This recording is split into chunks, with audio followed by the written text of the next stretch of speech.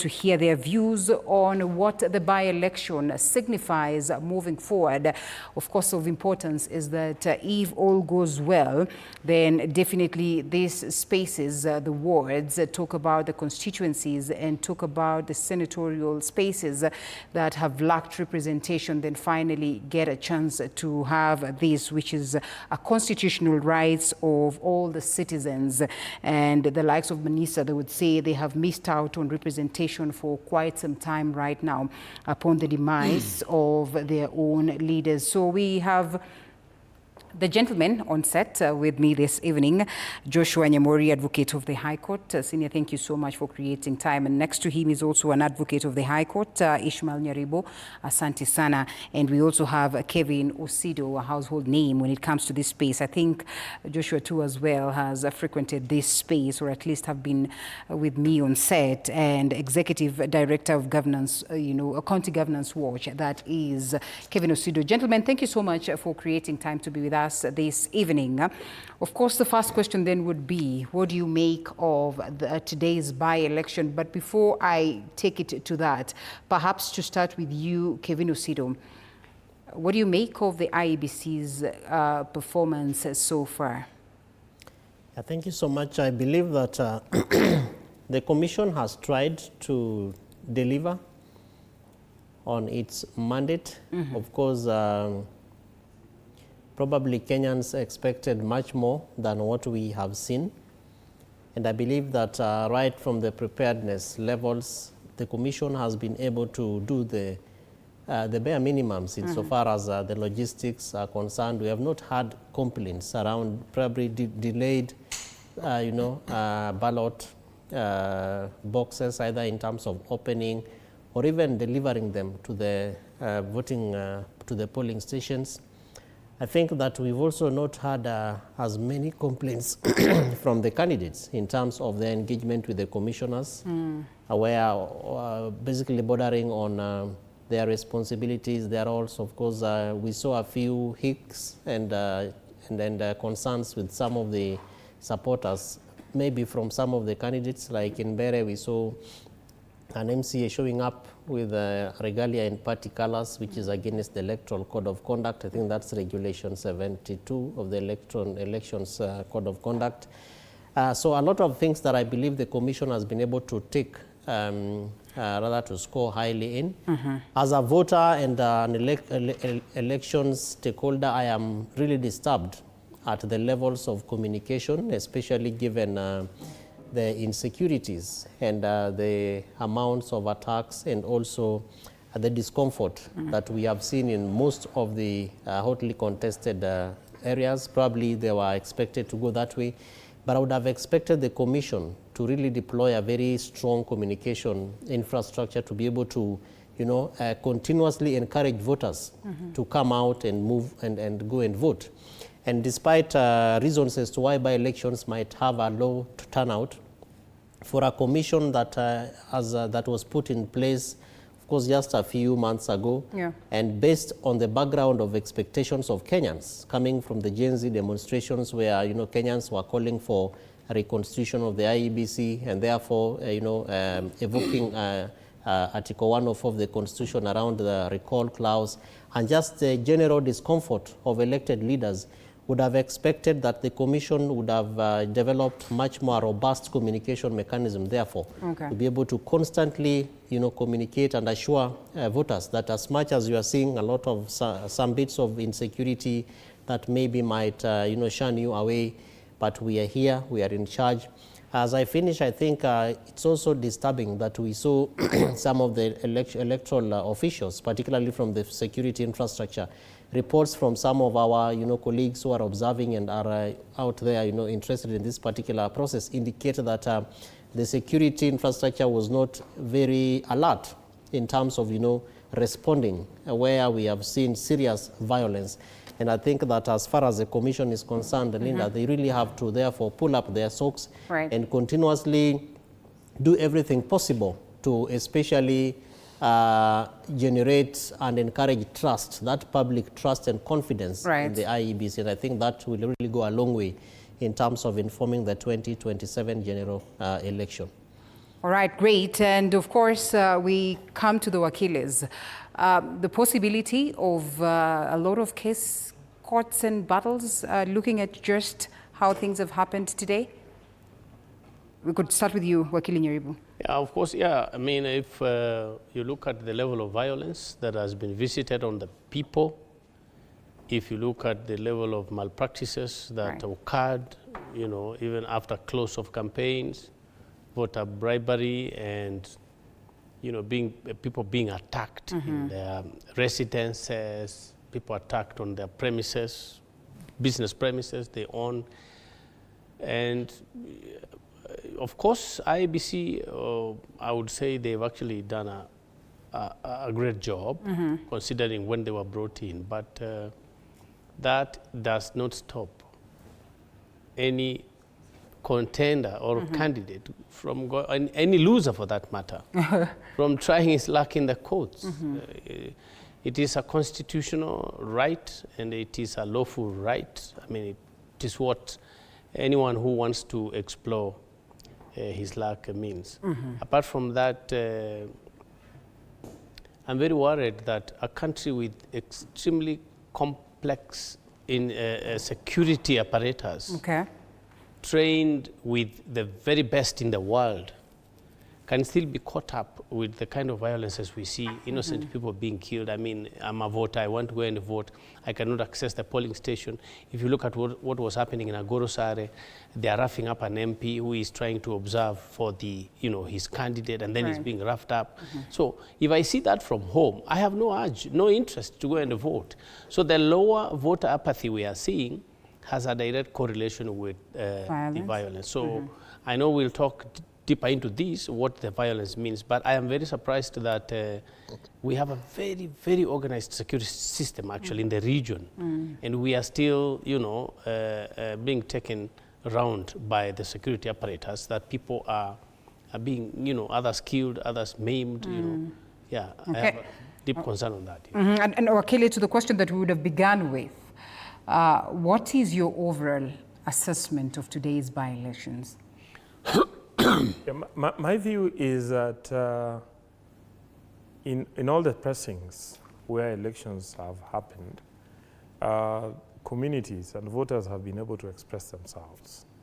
And that at the end of the day, we have had, you know, the polling centers close the voting process and start on the counting process. And from the screen, we have seen announcements going on. So we believe that, especially in the battlegrounds, we are going to get results in a few. Considering the fact that we just had IBC put in place the other day, I think that should be celebrated.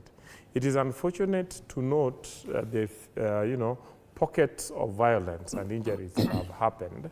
But then my point is that the security apparatus will never decide whether we have violent elections or not.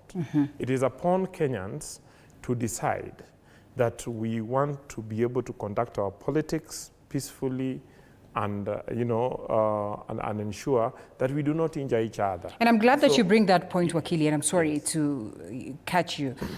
Because then, while we all acknowledge that the violence had something to do with, you know, the voter apathy that we have experienced today, you rightfully put it that it's upon us to decide. And the possibilities, I mean, for Kenyans to just sit home and assume that there are probabilities of violence and perhaps decide not to go out and vote and, you know, elect their representatives must be something that is wanting, I would assume. Definitely, definitely. And this is where I call on, you know, my friend Osido and the civil society to work with government and security agency to go out and carry out, you know, or these are the moments when we use these lessons to carry out civic education, to be able to find out what are the sources of violence.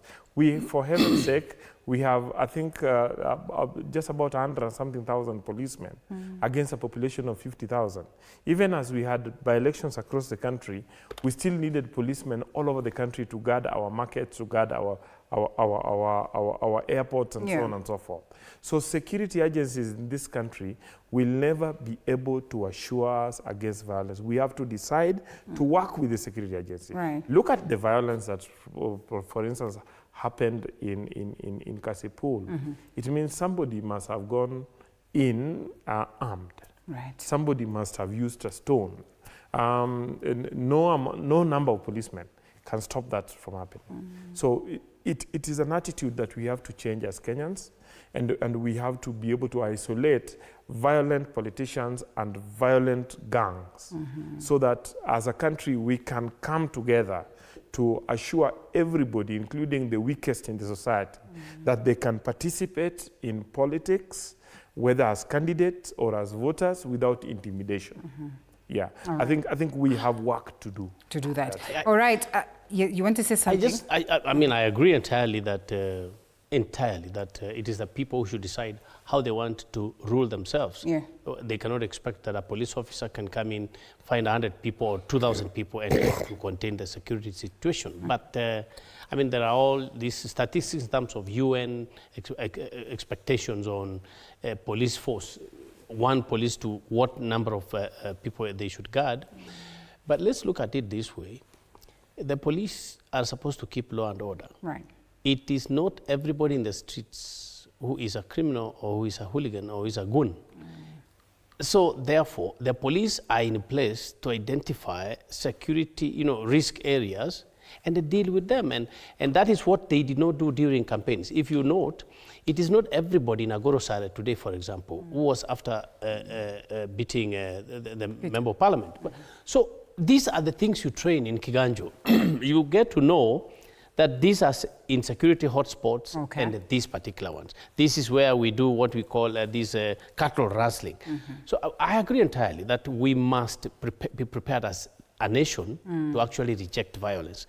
But security apparatus, much as they are not enough, must reassure us that when I go to vote, they will be protecting me against that goon who has come with a rungu and some firearm, illegal firearm. I'm going to tell you confidently, Wakili, that I reported on that matter, not just yesterday, but for the better part of the week. And there was that assurance, even from the CS, that the security is guaranteed. No, it's one thing to say, it's another to actually Thank you. That's a camouflage, by the way. If you look at the way, IBC is supposed to come up here, the National Police Service, the Forestry Service, the Wildlife, all these agencies are supposed to come and do a joint statement and reassure people that when you see police and what they do in the street at night, they stop everybody. I mean, they stop everybody, including people they don't need to stop. They spend so much energy on Nyamori is just walking home. Hey, who are you? Can we have a look at your ID? Where are you going? Instead of actually identifying the insecurity area and focus on that. So I don't know how to agree and disagree but with my brother Nyamori, but at the moment I just want to say that it is the responsibility of the National Police Service and the security apparatus, you call it, the agencies that work together to ensure that a person goes to the polling station, votes, and goes back home without being hurt. All right. And even before I know you want to say something, but even before we get deep into the political readings on this violence, I am reading a tweet by, the IEBC commissioner, the chief, and he says, I urge the public to rely on official communication from the communication and to refrain from sharing and verified information that may undermine public confidence in the electoral process. Perhaps this is something we would expect. But have we stooped that low? And what does it speak about, the masses, the Kenyans? I mean, at this rate. I think the chair, my good friend Tekon, is making assumptions. And I'm surprised because that sounds like a visitor. To this republic, particularly during elections. Remember that elections are not done in a vacuum. And the commission accredits Kenyans and also friends of Kenya, those who are interested, particularly as observers, etc., to come and be part and parcel of this process. And these people are not immune to communicate. Of course, there are areas where sometimes you are advised not to take photos of electoral materials, etc. But the general ongoings that are taking place within the polling station, within the electoral area, you will be urged. If you see, for example, a scuffle happening or somebody being attacked, being the Kenyans that we are, you want to take a video and you want to, to share it. So I think that what the commission needs to do is not to stop people from communicating, but to generate and, come up with a robust communication infrastructure that will really cement their role. And this role is not just a role that we are communicating. It is a role around public trust and confidence, and especially in areas where people think that insecurity is going to scare them away. You must come out and communicate effectively. And you think the commission has not done that? I mean, to play the devil's advocate, they are actively, and he's even, gone ahead to highlight what would be the IEBC, official communication pages. I mean, to be honest, is it about them or it's about the Kenyans that have morals that are collapsed to levels where we do not see the importance of such an election, such that we can just decide to go out there and peddle lies, if not truth? Linda, mis and disinformation, propaganda is part of the politics. Okay. And that is why I am proposing that the commission needs to stand taller than the propaganda and the politics. Yeah. Okay. So that when an MP is attacked, and he says that the police are here, the media is here, the election officials are here, immediately we expect to see the commission coming out so strongly, because the tweet that the communication that you are responding to, I have not seen a statement that is associated to and that is associated with and attributed to either Kasipul and the occurrences, or even the vehicles that are being burnt in Malava, or even the kind of serious attacks that are being meted on innocent people who have gone there. And it is a scare which is going to really ultimately affect the turnout. So if the commission comes out strongly and says that we have taken serious steps, and we see arrests, like what we have seen by the police in Kasipul, where about 17 or so, and in other places have been arrested. And beyond that is also to take note of the fact that the commission does not operate by, in a silo and by itself. It has a multi-sectoral joint coordination framework that brings together all these other agencies, including the security infrastructure, because IEBC does not have its own police men and women. It doesn't have its own police officers, but it relies on the CS Murkomen and Dr. Raymond Omolo to be able to, and the entire team there, to support them with security. Right. Now we need to see them also coming forward to show support for those kind of opportunities that they have. And I think that I believe that will really come a long way in terms of also giving confidence to the candidates, because Linda, because you have covered elections. Right. Even in an election area, not all candidates are the same and equal. Somebody will deploy over 100 personal security personnel, and we've had stories of, Mheshimiwa Kaluma told us of his a piston of his bodyguard being taken away. Not every candidate will have men and women who have the courage to go and snatch. So this security also has to protect the seemingly weaker, quote-unquote, candidates, not just the citizens. Okay. And that way, you help people to sit the whole hog until now, when election results are being counted up to the, the announcement. And that way, you generally bolster trust, even in those who are going to lose. That when I lose, I am losing honorably and I'm losing respectfully, because I have engaged with IEBC. I saw them doing everything possible to, make me comfortable and to assure me that even in this very difficult, environment where a lot is happening and blood is being shed, my vote counts, and that the results that I will have gotten also pay and amount to something. So the question you're asking, Etekon is telling people don't do this sharing of information. You're cooked up information, or you are unverified information until I give you information. In my humble view, without wasting any time, that is a wrong advice. Okay. Etekon should be concerned with allowing people, the elections to be free and fair. Right. In terms of what people share on their social media and whatever, that is free speech. That is their own freedom. They can do what they want to do. Interesting. All right, let's try and read some politics. As long as you don't peddle propaganda and mis and disinformation that is easy to see and verify. Okay. You want to say something, Wakili Joshua? Yeah, I just wanted to emphasize the fact that we are in a digital society. Okay. Everybody has access to information. And then we are building freedom within. So that cannot be stopped. What the Commission should emphasize is that even though there is a lot of information flying around, we shall give the official communication. And then as Kenyans, we should accept that finally what we will take as the results are the official communication. But there is no way you're going to stop everybody who is in the polling station from sharing what they have. And the people, I mean, from consolidating this in alternative telling centers and releasing the results. This happens all over the world. It's not the first time. And we know that all over the world, in all established democracies, losers most of the time actually concede before the election commission officials release the results. Yeah, so I don't think that should be a worry. But I understand where they're coming from. Okay. That, you know, before they are able to consolidate their figures, they see a lot of figures running around social media, but they can't stop that. So all right. I think they want to announce the people's results.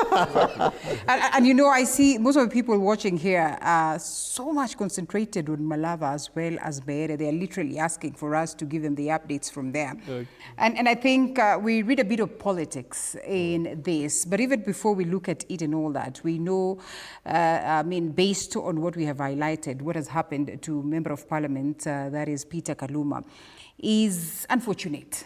But also politically, it speaks volumes, and especially picking what it is that the guest I had here yesterday, that is Prof, highlighted in relation to, you know, the places that are there for President William Ruto to take home, you know, courtesy of the broad-based government. This particular area where Peter Kaluma was is one of these key spaces.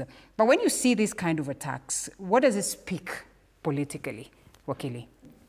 Myself? Yes, you. Yeah, I think it's a bad start for the Kenya Kwanza, to be honest. If you have Call them the broad-based government. If you have power and you have, you know, ruler instruments, so to say, and then you get this kind of challenge, in my humble view, that is bad for them. And it also shows that the broad-based government, as you say, I think it's Kenya Kwanza either way, they have lost the ground. They don't have the ground the way they had it. Okay. I'm also seeing that the competition at Mbeere North is quite close. Probably somebody is going to win with less than 1,000 votes. Of course, that would be a big win for the broad-based government. But you know, that's an area where the deputy president comes from, and also, I mean, to defeat a deputy president, a sitting deputy president, and all that, you know, there's so much we are looking at. But in terms of what it means, with all these hula balos, people fighting in Agorosare, that simply tells you the broad-based government. Well, really, I don't know why you call it broad-based government, but I think the Kenya Kwanza grip on the people, the way they had promised them, is slightly low now. It's not as it was. If you look at what happened in Kisii Nyamira region, for example, where I come from, I'm aware that they blindly voted for whoever was not for Ruto. You know, and that was clear. For them, it was like, you're fighting our son, we will definitely close our eyes and not listen to anything else. So, but it shows me that the grip that William Ruto and Kenya Kwanza had has actually kind of softened, and the people are likely, you know, people are likely to make their own free choice. Yes. All right. Why I said broad-based is because then we are looking at Peter Kaluma and the fact that, you know, this is for ODM, or this was for ODM to win and ODM to deliver to the president, if not the broad-based government. So then the question would be, and it's not to show that there's some sense of celebration when such is to happen, but one cannot help but read politics in it. And so one wants to ask, this is Peter Kaluma, a member of parliament or a leader that has been celebrated, you know, from his very own backyard to levels that we have seen before. When such ceases to happen, or when such changes, does it show a concern with the leader himself, or the party that he represents, or the party that represents him, whichever way, or the broad-based government, if you'd want to look at it? So, Linda, there are lots of facets to look at, but because we are talking about Kasipul Kabondo and the kind of strength that we expect from particularly ODM as a party, remember that this is happening a few weeks post the demise of the former Prime Minister, Right Honorable Raila Amolo Odinga. And where I come from now, when you mention Raila's name, you must say, Joey! Joey! All right. So that the spirits are pacified. Okay. And so there could be certain aspects of discomfort within the party, especially given maybe ills, quote unquote, that may be associated with electoral performance of the party in that area. And by saying this, I mean the manner in which democratic conversations or processes are handled by the party. Remember that even one of the candidates there, the independent candidate, Aroko, Tete Atete, was actually running on an ODM ticket before the party preferred Boydwere, who is the son of the former MP who rested. May God rest his soul in peace. So maybe there could be signs of discomfort and bordering also on performance of the party generally in terms of the institutions that govern the party, probably even the county government that also, you know, is a stalwart of the political party called ODM, where in fact the party chair comes from Governor Gladys Wanga. On the flip side, could also be people who believe that this is our stronghold. It is our zone, and we have to do everything possible, you know, to ensure that we win this seat. And remember that even as we talk about the attack on Mheshimiwa Kaluma, these people know each other. The goons that we hear, I think Mheshimiwa Kaluma referred to Kibra, and he said that these people seemingly might have been brought from Kibra. How did he know that they came from Kibra? The party is also not silent. They're also engaging in intelligence. They are trying to scan through everything that is happening. So to the extent that there could be some familiarities in what is happening by both the individuals who are involved in the insecurity framework and also the party itself, I think it therefore gives us an opportunity to begin to ask ourselves, even as a political party, what kind of measures do we put in place when we are identifying candidates to support? What kind of intelligence needs to really ramify and inform our navigation? Maybe most people do not know, but the former Prime Minister used to undertake something that is called silent opinion poll on candidates. So that before he goes to an area and says, Kevin Osido Tosha, there is a lot of processing that has gone through, of course, beyond some of the things that people have referred to, like carrying a bag and taking it there or dropping it, whatever, you know, many things that people say. But the formalization of aspects like silent opinion polls, I think it is now an opportunity for ODM to begin to ask itself, can we be able to move to levels where we can even have discussions between our candidates, you know, including those who are falling out, because these fallouts are not going to stop with the by-election. They are going to move on until how we undertake our nominations in 2027 general election. And so how do you handle some of the seemingly stronger candidates from the party? And this is a lesson I believe that even other parties like UDA and also DCP, among others, really need to focus on. But as I finish on this, the security apparatus, because these are people who are known.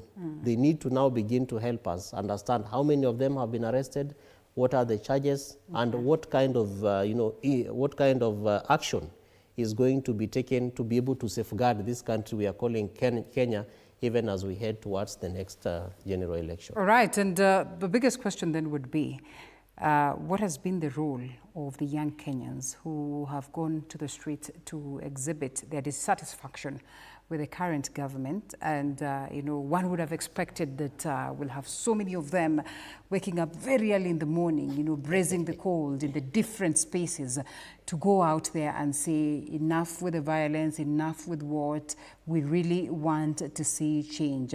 And one wants to ask, is the change just focused on the presidency?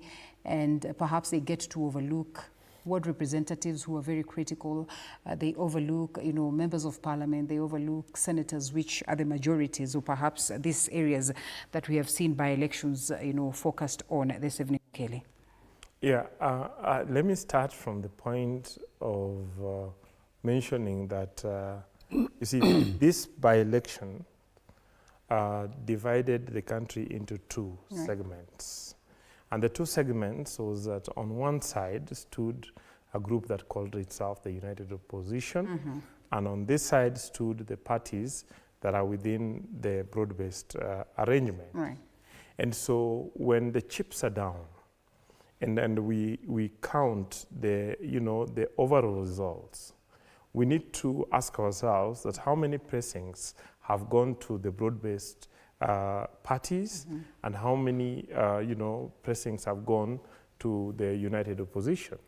My hunch, even as we wait for the final tallies, is that this by-election is going to prove the fact that the broad-based arrangement is a strong force, and that it holds strong, and the center of gravity around the president is still holding even after the demise of Honorable Raila Odinga. It is also going to demystify, in my view, some of the illusions that we might have had of politicians, imagining and projecting themselves as if they are bigger than what they are. Right. And that areas that they thought that they had, ring-fenced and called their hills or their mountains have been penetrated, and that they have actually fought for their lives and possibly even lost. But then I come to your question. What about the young people? Where are they? I had a discussion with some young people who were around me at the height of the Gen Z protests. Yeah. And I told them, you are where we were in 2010. And we thought we were young, and we thought that, we could turn the system upside down. Okay. Because we had the numbers, we had the knowledge, we had the technology. At that time, unfortunately, the latest technology, I think, was bulk SMS. Now they have even more superior technology. But young people lack an important thing. And until they settle down to build it, they will not make impact in elections. And that is the lack structures. One thing that made Raila Odinga relevant in this country's politics for many years to come is that he had a system that he built over the years and that could touch each and every part of the country. At the end of the day, all these young people that you see in the streets, when they get home, they will find that their parents and their elder brothers belong to a certain political parties. These people will influence them towards the direction they go. Yeah. At the end of the day, the political structures then play a very critical role in mopping out votes on the voting day. Yeah. So I don't think, unless young people decide to have structures, unless they decide to have leadership, they will just make noise around the streets. At the end of the day, they will work for the various political parties. And Wakili, they're still being reminded, if not begged, to turn out and register as voters. That's true. What do you make of this? Yeah. Like he says, by the way, I agree entirely in terms of structures. A young person, a Gen Z is a person who can wake up now and make quick decisions and implement them. And there is a danger with that, because you've got to sit down, plan your life, plan your work in the day, and follow that strict plan so that you can achieve what you wanted to achieve.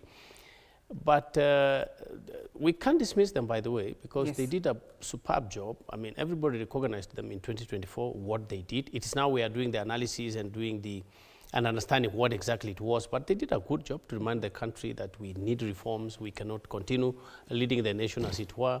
We need now a better, better governance, structures. They reminded us on that.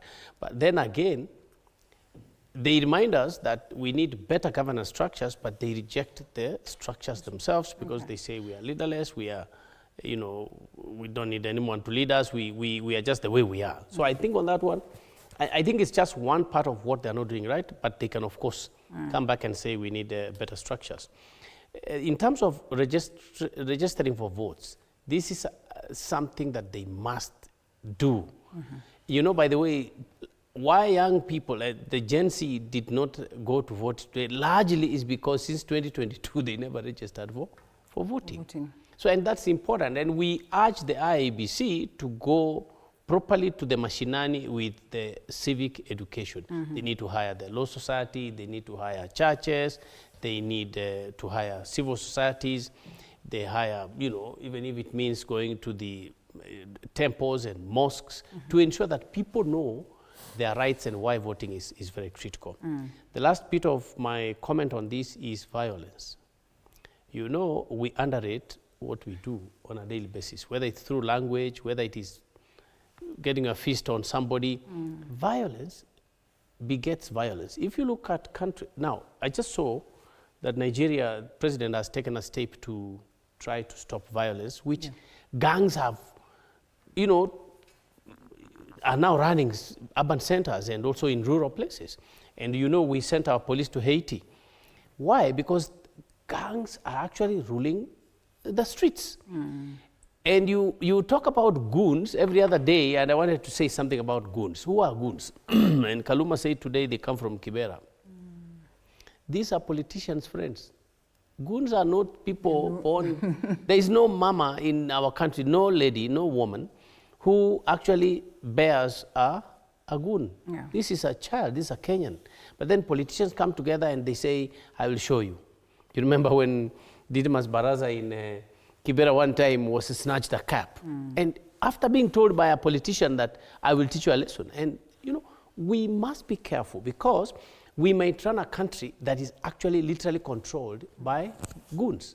And then we have drugs, and then we have oil in the country. You have people going there to say this is our area. And those things happen even today, but at a smaller scale. So violence is not a solution to anyone, not even to the politician. You may use young people to threaten others when you are fighting for a seat. But if violence takes over, I can assure you nobody will be happy. No. All these investments we have is useless. So we must avoid, and this is why I was saying the police have no business to tell us these were goons. The police have a business to arrest people before they're voting, before elections, during elections, and after elections, so that we stop completely the issue of telling us that, the people who hit Mheshimiwa Kaluma, I don't need to know they come from Kibera or from Mathare. I just need to know that they are in the dock and their names are so and so, and they were being financed by so and so. And then we get them behind the bars and they stay there for some time and serve their sentence, and so that we all restrain ourselves from breeding violence. Yes, Osido. Yeah, Linda, I wanted to just make a few additional comments on this issue of the youth. And we must make deliberate steps to engage with the young people of this country. It is not fair how the youth are currently being engaged. And there's something within the sector that we call constructive, effective engagement. The Gen Zs came out last year and they told us there are certain things that we don't like in terms of how you do your governance and your leadership. And these are the things that we don't like, and this is our proposal. Post the proposals and even some of the actions that were taken, we have not seen the youth being engaged effectively. And it is not, I think it goes beyond the structures. Because if government wanted to engage the youth of this country, there are structures that are known. So that, for example, when you launch something called Nyota, across the 290 constituencies, who are you targeting? And how is this program going to run? And what is it that the youth get out of it? Because if it is not properly communicated to them, there are going to be challenges in terms of their absorption, in terms of even the benefits that will accrue to these young people. The youth told us, you are running a government that has left us outside. And the president has tried in terms of appointing people into government, etc. but are they effectively being engaged? Are they effectively being given the room, you know, to exercise their rights, you know? So that when you talk to P.S. Fikirini at the State Department of Youth Affairs and you tell him the youth are asking to undertake International Youth Day, is there a budget for these young people to actually do this thing and it's seen that it is effectively being done? Or you want to put donors and partners like County Governance Watch in a hall and you are submitting a budget and you're saying, please tusaidieni, please tusaidieni. Our government is begging for programs and budgets, you know, I mean budget to be able to effectively undertake a program. So we must deliberately make steps that will also be able to excite these young people. If you go to the political parties, and almost all these parties in this country have something called a youth league. Do they even have budgets? Look at ODM at 20 as an example, the degree of engagement of these young people. So the activations in Mombasa. Are you talking to the youth in Lodwar? Are you talking to the youth in Uyoma, where I come from, as a party? Post the celebrations, how are you preparing them for the by-elections? Are you training candidates? Are you supporting them by giving them a budget to also go and undertake their campaigns? Because if we think that it will just happen, it won't just happen. And the youth from the other side are saying, hawa watu wanatupanga. Because kama kuna bajeti, we are not a priority. Kama kuna nominations, they bring their own girlfriends, their own brothers and their relatives. When there are tenders in government, we don't feature anywhere. We know the people that they're giving their tenders. When there are, you know, county public service boards are hiring people, the youth that we are talking about, Linda, are not being given this, you know, level playing ground. When police officers are being hired, when teachers now, the president spoke about hiring 96,000 during the State of the Nation address. Where are these young people? So we must come out of this box and begin to critically think about how we will effectively and constructively engage the youth. As I finish, the youth have told us TikTok works for us, for example, that social media works. IBC does not need to go to churches and mosques because the youth will not follow them. Social media. They have to invest in something like what I am doing here, where I am speaking here and my followers are able to follow and respond and say, can you ask Linda this ABCD? But if we think that we'll do town halls, we will go to churches, we will call them. So what will happen, Linda? What will happen? What will happen? Yes. What will happen? Yeah, true. What will happen if the older generation and the powers that be don't do this? This is a noble proposal, definitely. Yeah. What will happen? That's a concern to me. Yeah. What will happen? My point, Linda, is that the youth bulge is a reality. Right. It is a crisis, not only in our country, but all over the developing world. It is something that had always been coming. Right. And researchers had told us to prepare for it. As a country, and I think as a whole continent, we didn't prepare for it. And so it's a crisis we're going to have, and we have a mass of young people who are out there, who, you know, want to participate, they want to get involved, they want jobs, they want to get involved in political parties, and so on and so forth. I can assure you, like day and night, that the youth unemployment problem, the youth lack of involvement is not something that we are going to change. It's not something that we can fix like, you know, like coffee. It is something that we will work on progressively.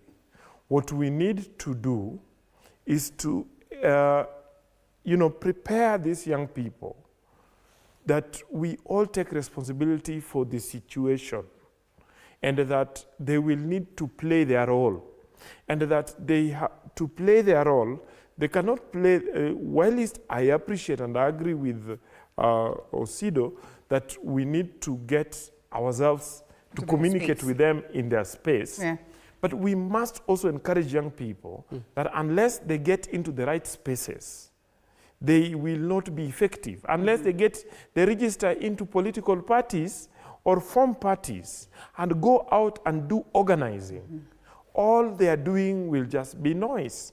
Because at the end of the day, there's no voting on TikTok. At the end of the day, The candidates who will be voted are the candidates who go out to the villages, into the neighborhoods in the urban areas, and actually campaign.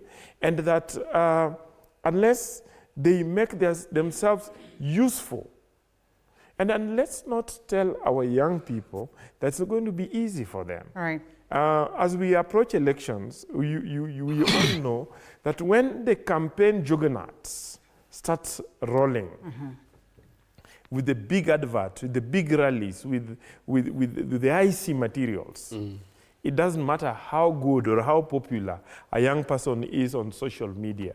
And we have had candidates who have been very popular on social media, but when the election machines They lose out.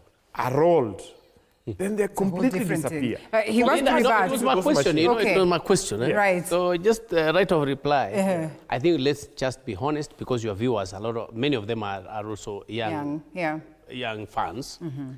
Let them work hard.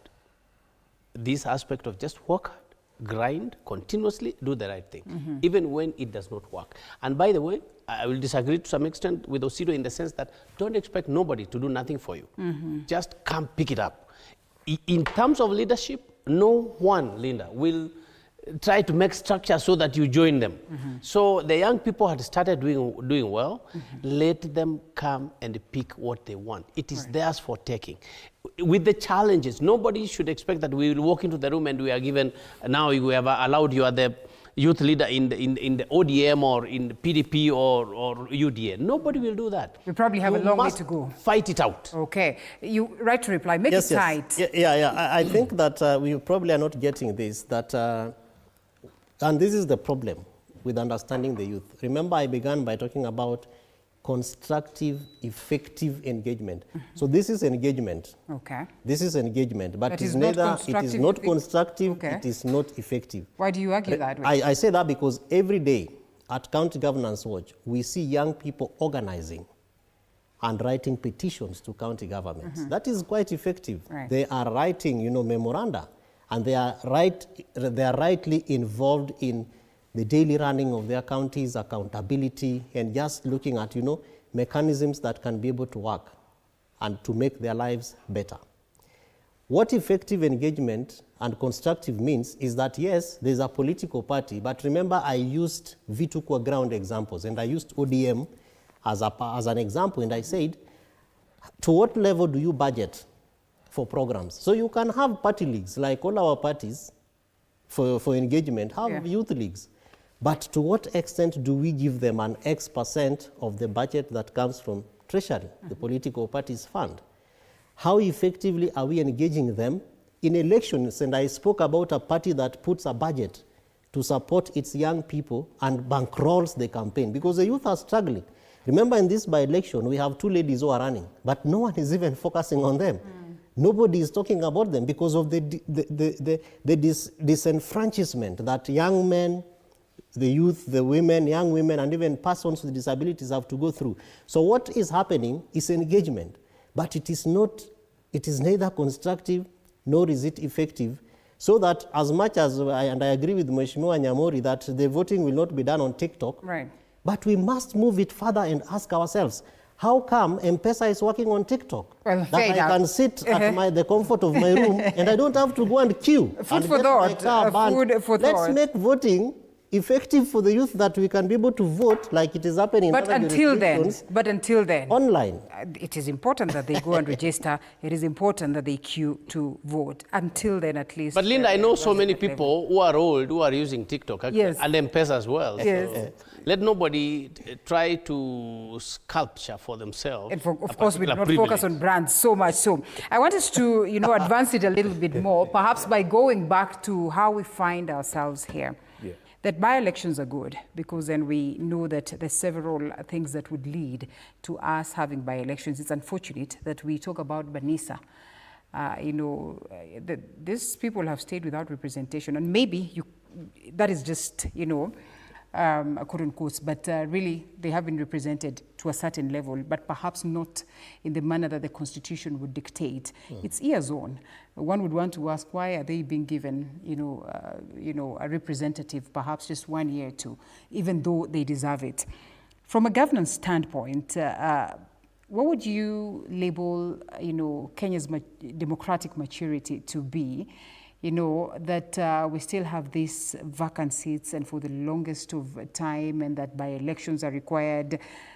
And this is just few years to the election. Does it really speak of something in terms of how we are growing democratically? No, definitely what has happened since, 2022 up to now, such that a number of areas, wards, and constituencies lacked representation is unacceptable, and we shouldn't allow this to happen again. And you know that this happened majorly because of elite conflict on how to agree on setting up the IEBC. It is good we finally set it up. But then I always say that in my home, my culture, we say you measure the length of of a sheep's tail by comparing it with the other tail. And I say we are years ahead if we look across the region and across the continent in terms of the strength, the system of our governance, our electoral system, and our democracy, and that you just need to listen to our neighbors talk about their democracy and their governance systems, and you realize we are much better. Kenya is in my view a work in progress. And we need to learn lessons. And we've been very good at learning lessons.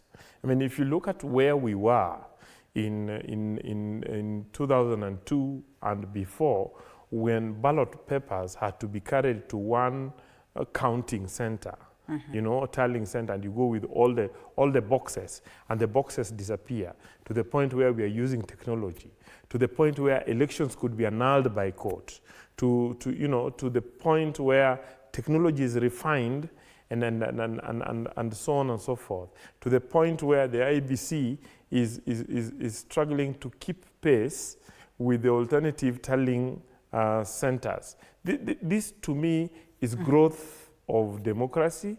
This to me is a positive outlook on the country, and I believe that we are on the right path. Right. I am a positivist. I believe that Kenya is going places. Okay, even as we stay positive, Wakili Nyaribo, does this then reflect some element of weakness in our institutions, or say volatility in political alignments, because some of these seats stay vacant or have been vacant because, well, the president said that we are going to take representatives and put them into the cabinet, and one wants to wonder, are there not many other people that you could have picked to avoid, rendering these people unrepresented and even, taking them to a by-election? And there's nothing wrong with that. But is there a better way that we could have handled such things? According to me, governance structures in our country are superb. They are beautiful, actually. Okay. In terms of, look at the judiciary, look at the executive, look at the parliament, look at the independent commissions, the IBs itself.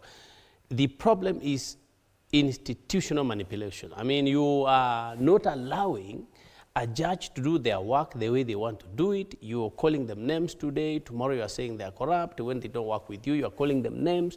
When they are working with you, you call them, some name. So the police, the same thing. I mean, some of these actually police officers are very honest, extremely honest. They want to work, but you're creating an environment where you want them to work according to how they support you or how they come to your aid. Mara, you're calling of police officers who are securing leaders, and you are saying now withdraw them overnight.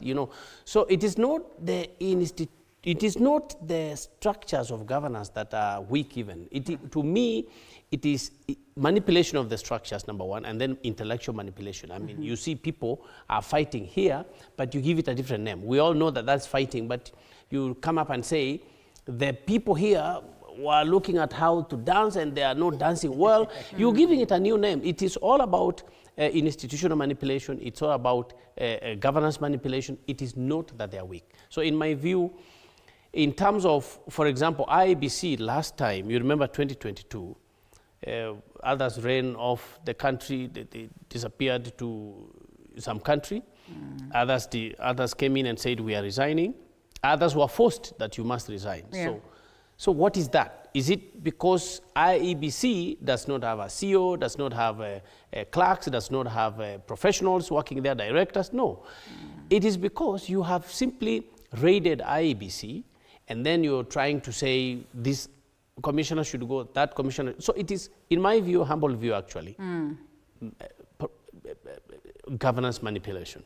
And it also adds up to with intellectual manipulation. When we ask you, what are you doing when you do like this, then you give it a name, not known to any English or any Swahili or any other, even Latin. It's not known, but you're forcing people to you are interpreting for them that what you have done, so what you have seen I'm doing is called this. And that, you can see it's extending to how leaders are operating. They are coming up to tell you, I'm building this road from here, it will reach here, and then it will go here. Then when you ask them, do we even have that money? Or, can you shut up? I am building this road. So this governance manipulation is going to hurt the country. In the end, by the way, we are going to wonder whether even the education system, the road system, the water system, the health system, you are telling people what they cannot see. That is where the problem is. In my view, it is manipulation of governance structures and intellectual manipulation of how people should term what they are seeing. All right, and Kevin, Wakili begins by inviting the civil society, inviting the County Governance Watch to be precise, in making sure that they condemn and speak to some of these concerns that we witnessed today. Of course, highlighting the concerns of violence, voter apathy, and I am glad that we have spoken to them, and the civil society continues to do that. But just how critical and important is the civic space in all this, as well as just looking at media freedom and the public participation elements towards making sure that we hold the government account and security apparatus account and entities and institutions that are supposed to spearhead such critical sessions like the election in the country. Very good question. And elections are not a preserve of a few. It is a joint effort. State actors, non-state actors, and as an organization, we have worked very closely with the IEBC across many fronts as trainers, service providers, observers, many things, and the same applies to many other organizations. And if you look at the kind of preparedness, therefore, that the IEBC has done, particularly in terms of looking at the entire electoral cycle, the activities pre-elections, during, like right now we are during elections, and even post-election. And one of the most fundamental, post-election engagements was the report, the post-election review report that IEBC produced, which really informs a lot of the actions. And so it is upon each of the stakeholders, including civil society, to look at, what is our strength, and how can we be able to use the space of the electoral process as an opportunity to exert what we are good at. And that is purely what many actors have been able to do, including the media. Like right now, were it not for the media and what you are doing, I don't think that the kind of information that we have out there would be relayed to Kenyans. And the same applies even to the digital space that we have. And we've just been talking about the communication that the chair of the chief commissioner issued, that the space is so robust that contrary to other jurisdictions or other places where in fact right now maybe the internet would have been shut in our country, we still have a free space to be able to communicate, engage, share our experiences, share information. And I believe that the space is widening, it is opening up by the day, including even this cry that I keep talking about of the opportunity to vote digitally. I know that in this country there's going to be a day when I will not have to board a vehicle to travel at night to go and vote at Nyabera school, and that the people in the diaspora will not have to travel, to come back to Nairobi to vote, in that, you know, the systems will be able to work. So the space is expanding, and the stakeholders they are in understand their roles. The Commission has invested a lot in capacity building. I have seen and read reports, including this particular commission, when they were put in place, very strenuous induction processes where everybody is given an opportunity to understand their roles, including the commissioners, the secretariat, and that is really part of the challenge that we have. That, for example, we were unable to meet the constitutional deadline for demarcation of boundaries in March last year because we didn't have commissioners, yet the secretariat is there. So is it that there are things that the commissioners must do and have to do, and the secretariat cannot do? Until I remember actually that the deputy CEO, you know, was sharing with us that they submitted under the commissioners within the secretariat a request for advisory from the Supreme Court. So it means that all the stakeholders, including the judiciary, including the executive, to be able to provide their budgets, which sometimes are stifled, everyone is doing, is undertaking their work, including even the legislature, where we also have challenges. For example, passage of critical laws, legislations that are supposed to support the electoral process, like the campaign financing laws, that are still you know, lagging behind. So the long and short of it is that the space is open for everyone. Part of the challenges, Linda, you know, we do not have a curriculum on civic education, like we used to have what was then called the Kenya National Integrated Civic Education Program by the Ministry of Justice and Constitutional Affairs, and we are still pushing that, even as the young people are also innovating, you know, even constitutionalism and training and teaching people through online and TikTok and many other you know, spaces. But can we have a standard measure of what we call a curriculum for civic education that is also budgeted for, so that when people go to vote, it is not just the role of IEBC to know and understand how do I tick the box, which one is a spoiled ballot, which one is a rejected ballot, because those are also technicalities that still really bother a number of people, and even the scare. As I finish is some of the challenges, like you know, access to national identification cards, you know, like the process that is currently going on, that some people still know that their IDs are lying there and they don't want to go for them. Why don't you want to go and pick your ID? Is it a service delivery issue? Is it a fear issue? And how can we as stakeholders therefore address all these challenges? So we are grateful that the space is open.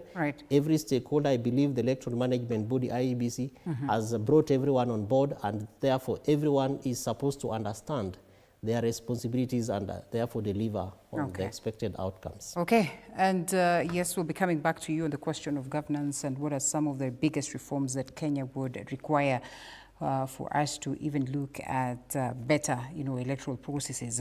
But the president has steered clear from lots of campaigns, especially on these by-elections.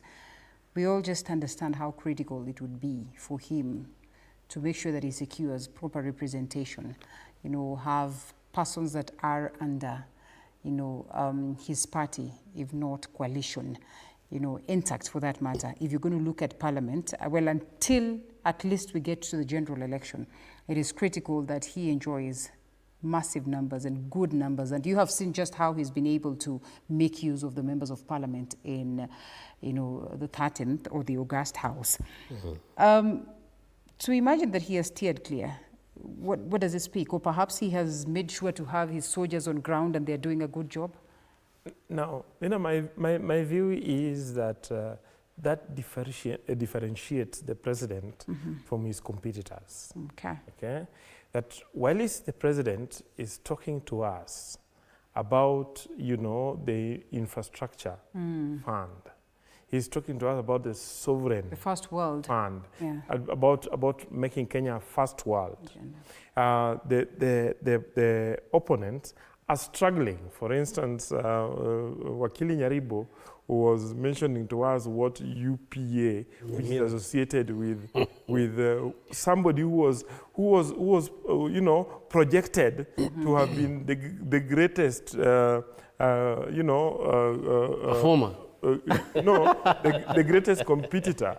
That is what they say, that he will be the greatest competitor to President Ruto.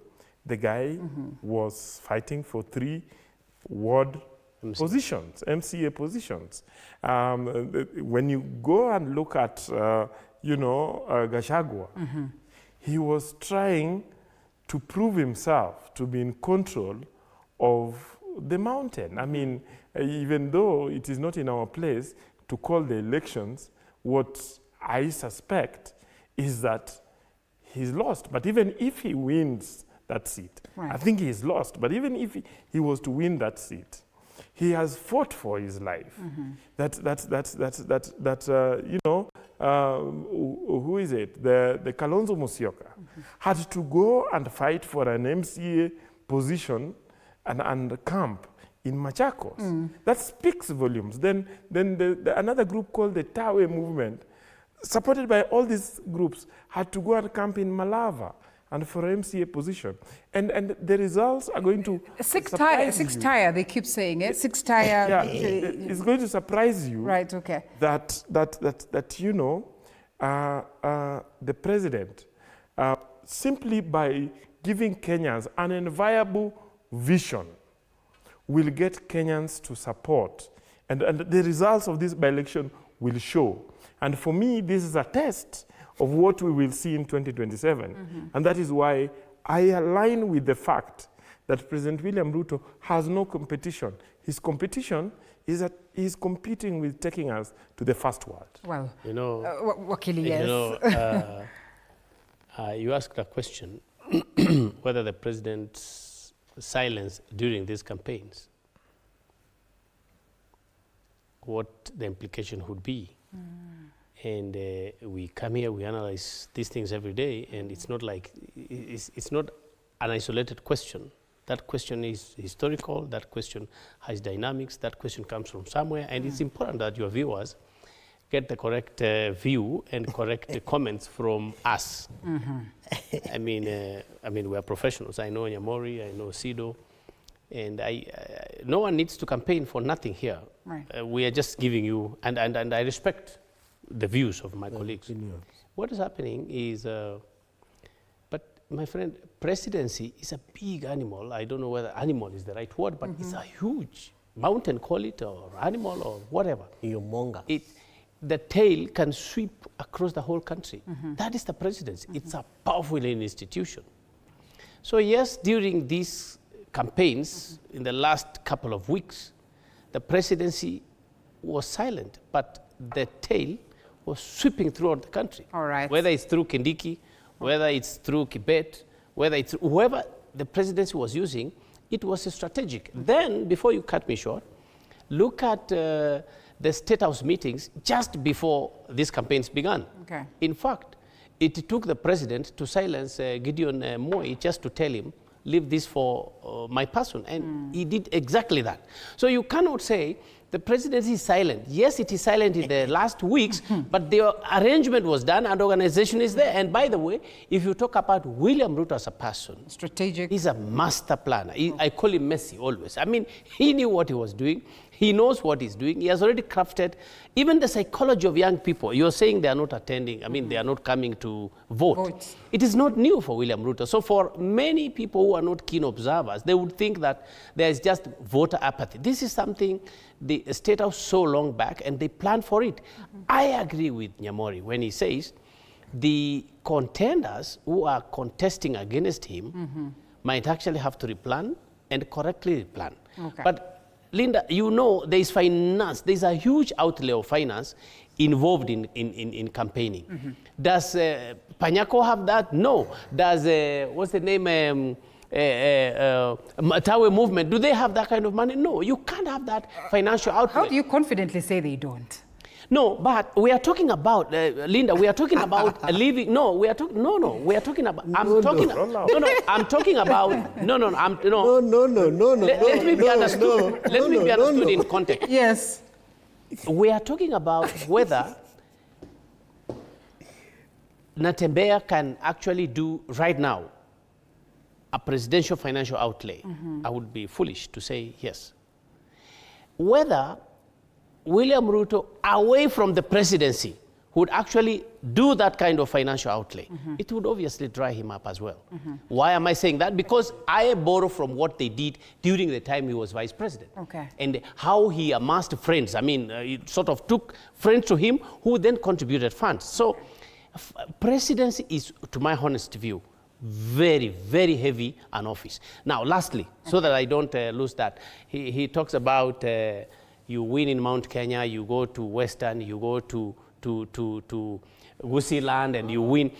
That was a strategy for the united opposition. And they have done actually very well.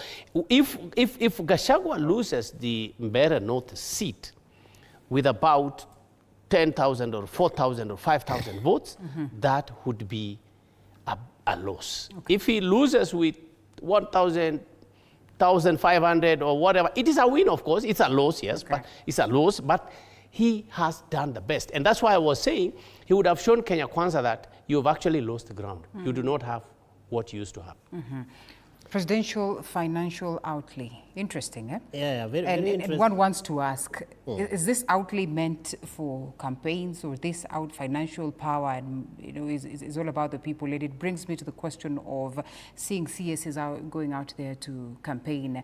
It brings me to the question of seeing, official government, representatives of the people going out there to campaign. And it leaves you wondering, should it be that way, really? And constitutionally, it is not allowed. So why do we allow for this to happen? Linda, it is purely because of political capture.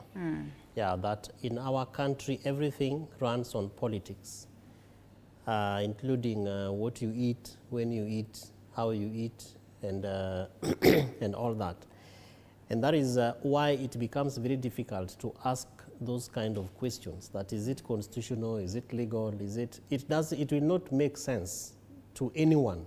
The fact of the matter is that you're not expected to engage in campaigns as a public officer, as a civil servant. But we continue to see those kind of, engagements going on, and the kind of involvement, including of high-level officers, where a deputy president has to camp in a town for close to the entire, campaign period. One wonders, therefore, service delivery, is it at stake? Is it happening? And that is why when government comes so strong to be able to decide what to do,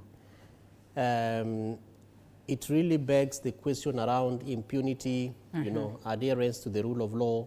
And we would not talk about electoral code of conduct here, because we have not seen, other than, the MCA, our good friend who walked into a police station with the party colors. Beyond that, there is nothing else.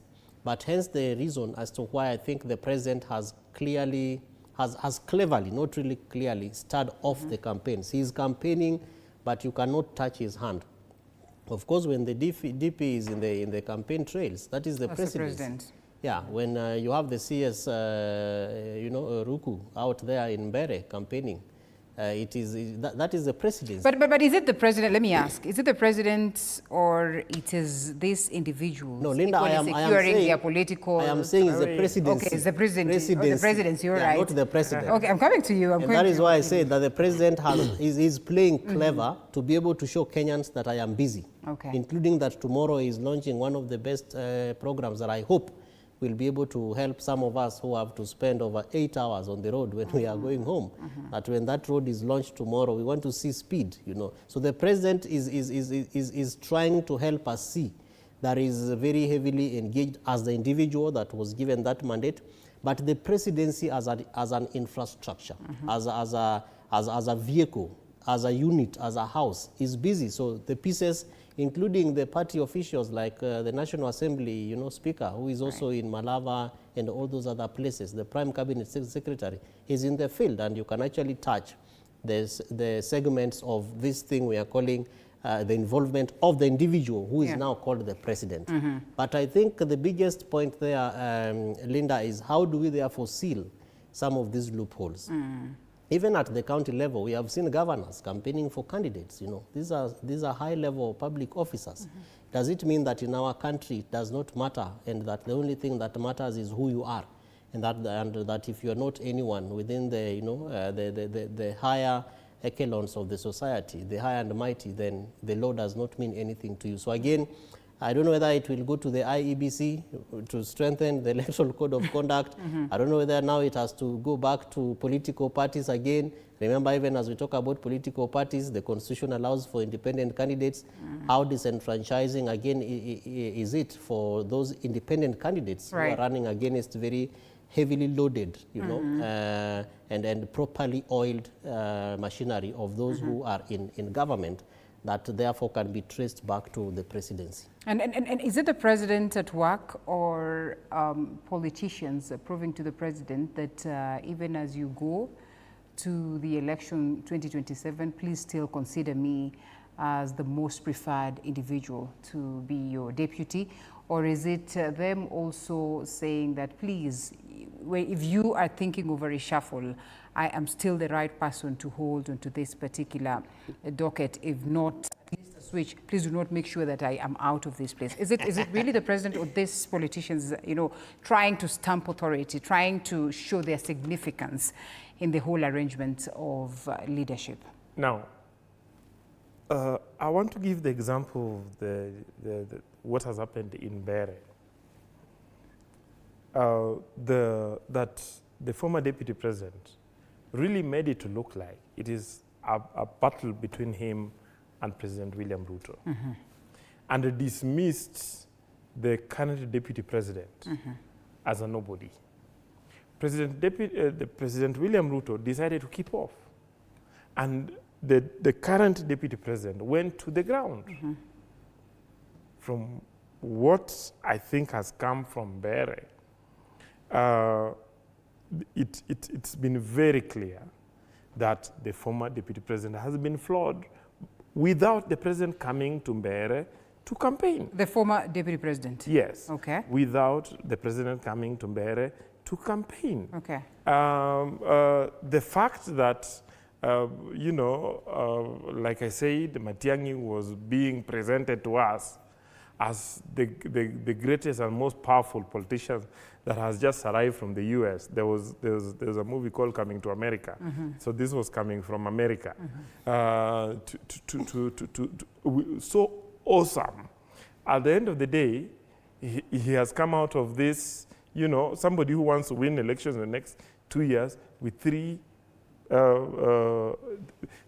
wards. I mean, my point is that the president has no competition. The people within government who are involved, and for me, I'm a realist, okay? Government is made of politicians, okay? And in a country that is as fractious as Kenya, when forming government, the leadership of the country will always pull the political leadership. And there is value in that. For instance, look at the Ministry of Finance. We had a Minister of Finance, but they couldn't communicate. They were professionals, yes, but we couldn't feel them. We now have a politician there, but who understands finance, is able to break down the finance jargons into a language that somebody in Bulunga. But he has done well, you're saying? He's done well. And that seems to agree. The local person can understand. My point is that it really the local person needs to understand the jargon, or the local person needs to understand that they have money in their pockets, they have the purchase power, that they have... They need to participate. Okay. They need to participate in the economy. In the economic governance. You remember one of the issues that was raised in the 2024 finance bill debacle is that almost everything that the Gen Z went to the streets about was changed and removed during the public participation and the discussions in Parliament. But because there was no communication to them, okay, they all went out and rioted. If you look at the latest finance bill, the ministry led by the minister, went out to speak, and he spoke on political platforms. There was no way he could communicate. So the government officials will have to engage in governance, and politics is governance. We'll have to explain government policies. They will have to be in forums where people are. Is it proper for them to go out there and campaign? I don't think that there is anything that bars a cabinet minister from explaining government policy. That one is okay. Linda, I agree. In explaining government policy, is campaigning. Government policies will be competing against the policies of the opposition. And there is no way that you expect a government to run a country without, then explaining that. If you call that politics, then so be it. Linda, I believe, yes, it is true that ministers, cabinet secretaries should go and explain government policy, no doubt, but they are not allowed to campaign. Right. Whatever that means and how in detail it can be done can come out maybe another forum because of our time. Now, the statement that President Ruto does not have a competitor is a narrative meant to be that way from State House down to the mashinani. He has competitors. The only problem I have with his competitors, and this I agree with Nyamori, is in terms of planning, that guy, he does not rest until his plan has matured and then he has already won what he wanted. And that, we can't take it from him. But then, of course, it's a learning point for the united opposition, because we agree, as your analysts, we don't really necessarily campaign for anyone. He is a master planner as a president. Yes, he is a master planner. And we have seen that even on policies that actually may not help the country, he still can go around them and plan in such a manner that he insists that this is the direction we want to take. And that's where the united opposition comes in. So in terms of,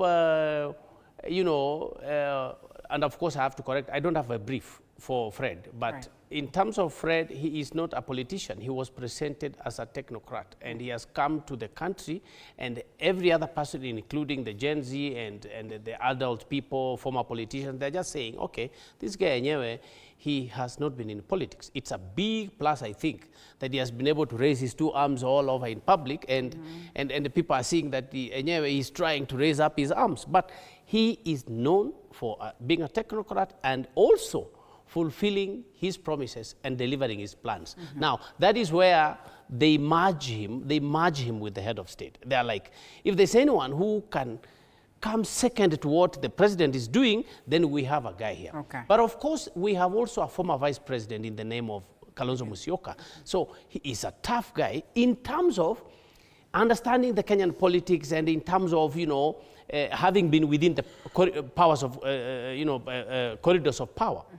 So that narrative, if you say that William Ruto has no competitors, it simply means there is no democracy in Kenya. So he's only competing against himself, as they say. That is just a narrative, by the way. The truth is, 2027 is open for people who want to lead the country. Whether it is William Ruto, whether it is Fred, whether it is Natembeya, whether it is Weber, whether it is Kalonzo Musyoka, all these are good. And you can see from the way they strategized, they have given the government sleepless nights. From the way they strategized during the campaigns. Now I know about Nyamira that, and of course my brother Nyamori, when you talk about Nyamira, I mean, there was no MP seat being contested for, and that is where this Fred comes from. So he had to ensure that the seats which are there, whether it meant it was a cattle dip or whatever chairman, for now it was the MCAs. And when it comes to members of parliament, if you want to ask Malava and Magarini and Mount Kenya, that is okay, we will see once the results are. But as I said, let Mount Kenya lose by a margin, a reasonable margin, let me say. But if they are losing with 500, 200 or 1,000, by the way, that would be a clear message that the government has lost quite a bit of grip. And speaking of that, lots of questions and feedback as well from the people. I see many of them are asking of what the results are. At least we'll be giving you that shortly. I mean, the latest that Mike has sent us from Beere is that so far 21 polling stations confirmed by IBC, that is in Beere North constituency. Total valid votes 4,699. Karish 2,403. Mudende 2022, and yes, that is 2022. Bui, that is 232, and rejected votes are 24. This is Beere North. I think for those of you who are watching, you can see the numbers on your screen, and we keep updating them based on what our correspondent on ground is advising us. Of course, right at the heart of the tallying, and Karish stands at 3,032. Wamutende stands at 3,238 now. Valid votes stand at 636 and 6,046, sorry, and of course rejected stand at 37. Yes, as you can evidently see that. So we keep following and giving you updates on the same.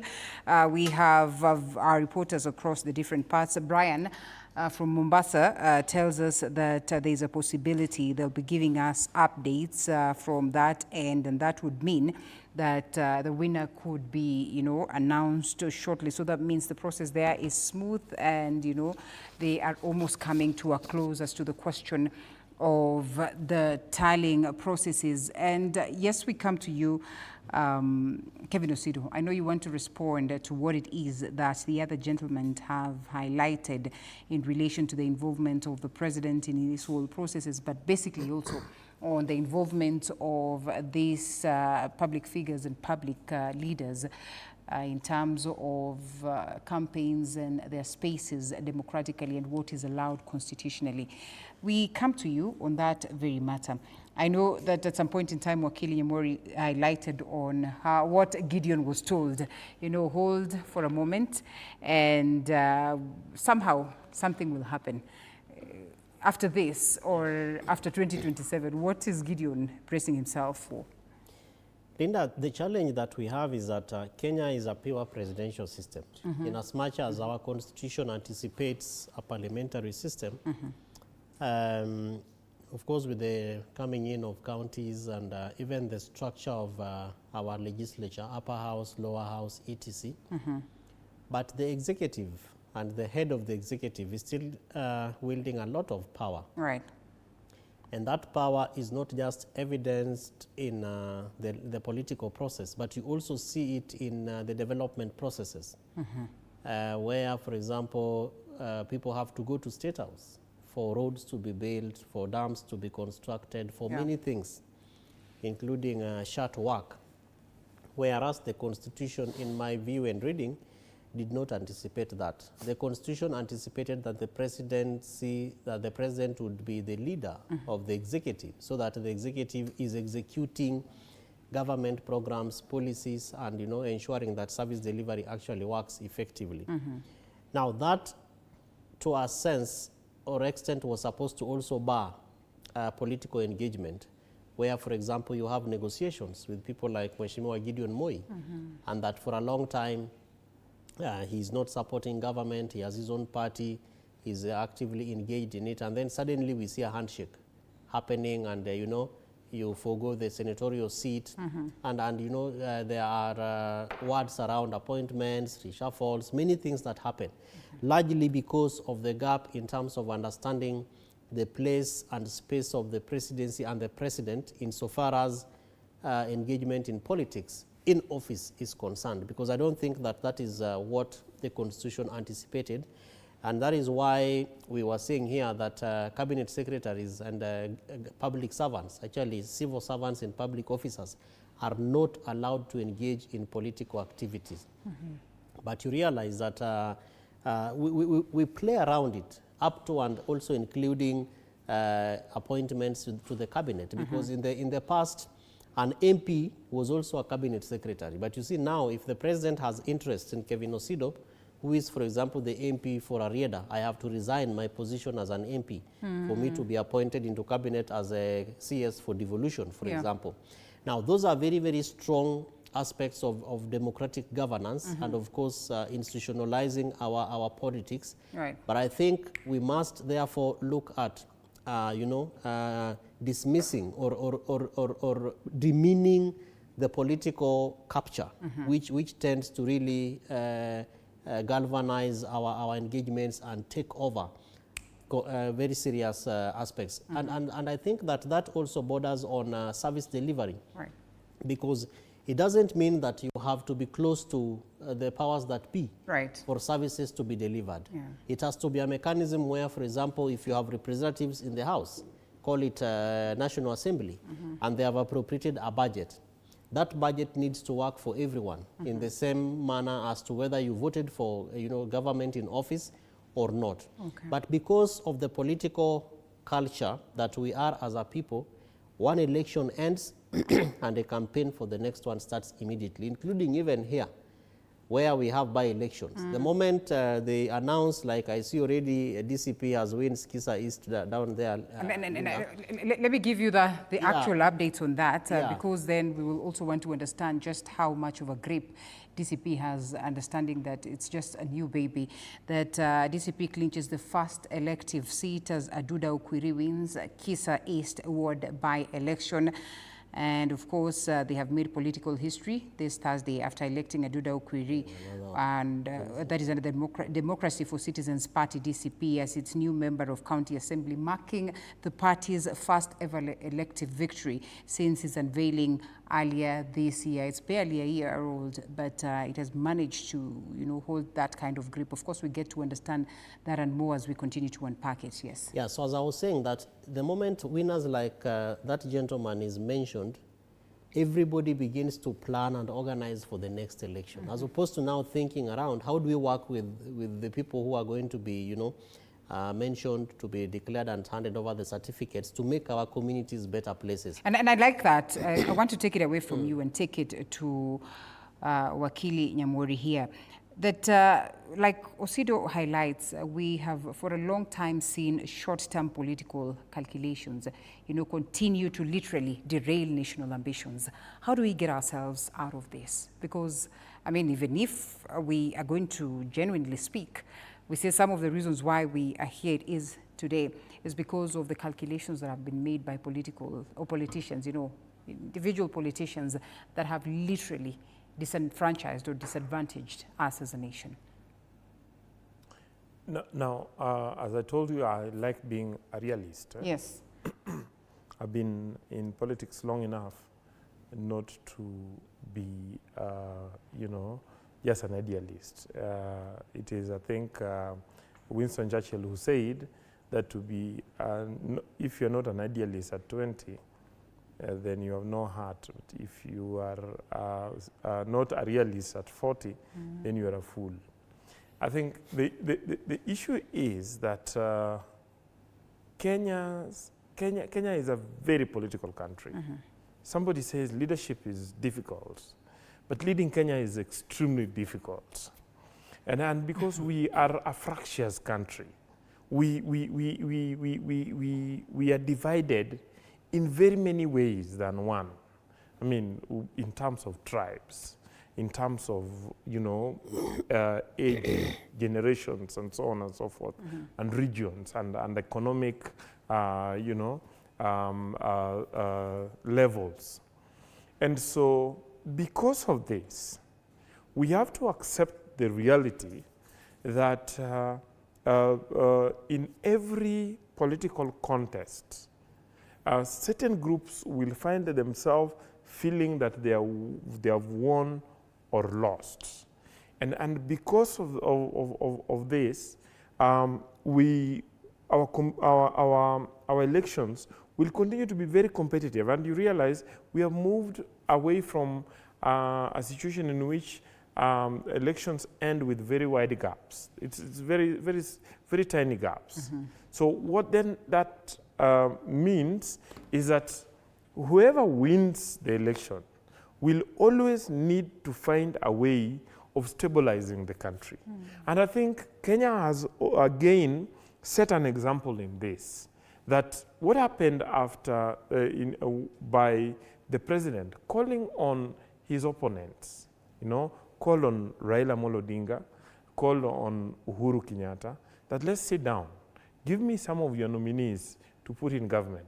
Let's stabilize the country so that the economy can grow, even as we wait to compete again, if we are to compete again against each other.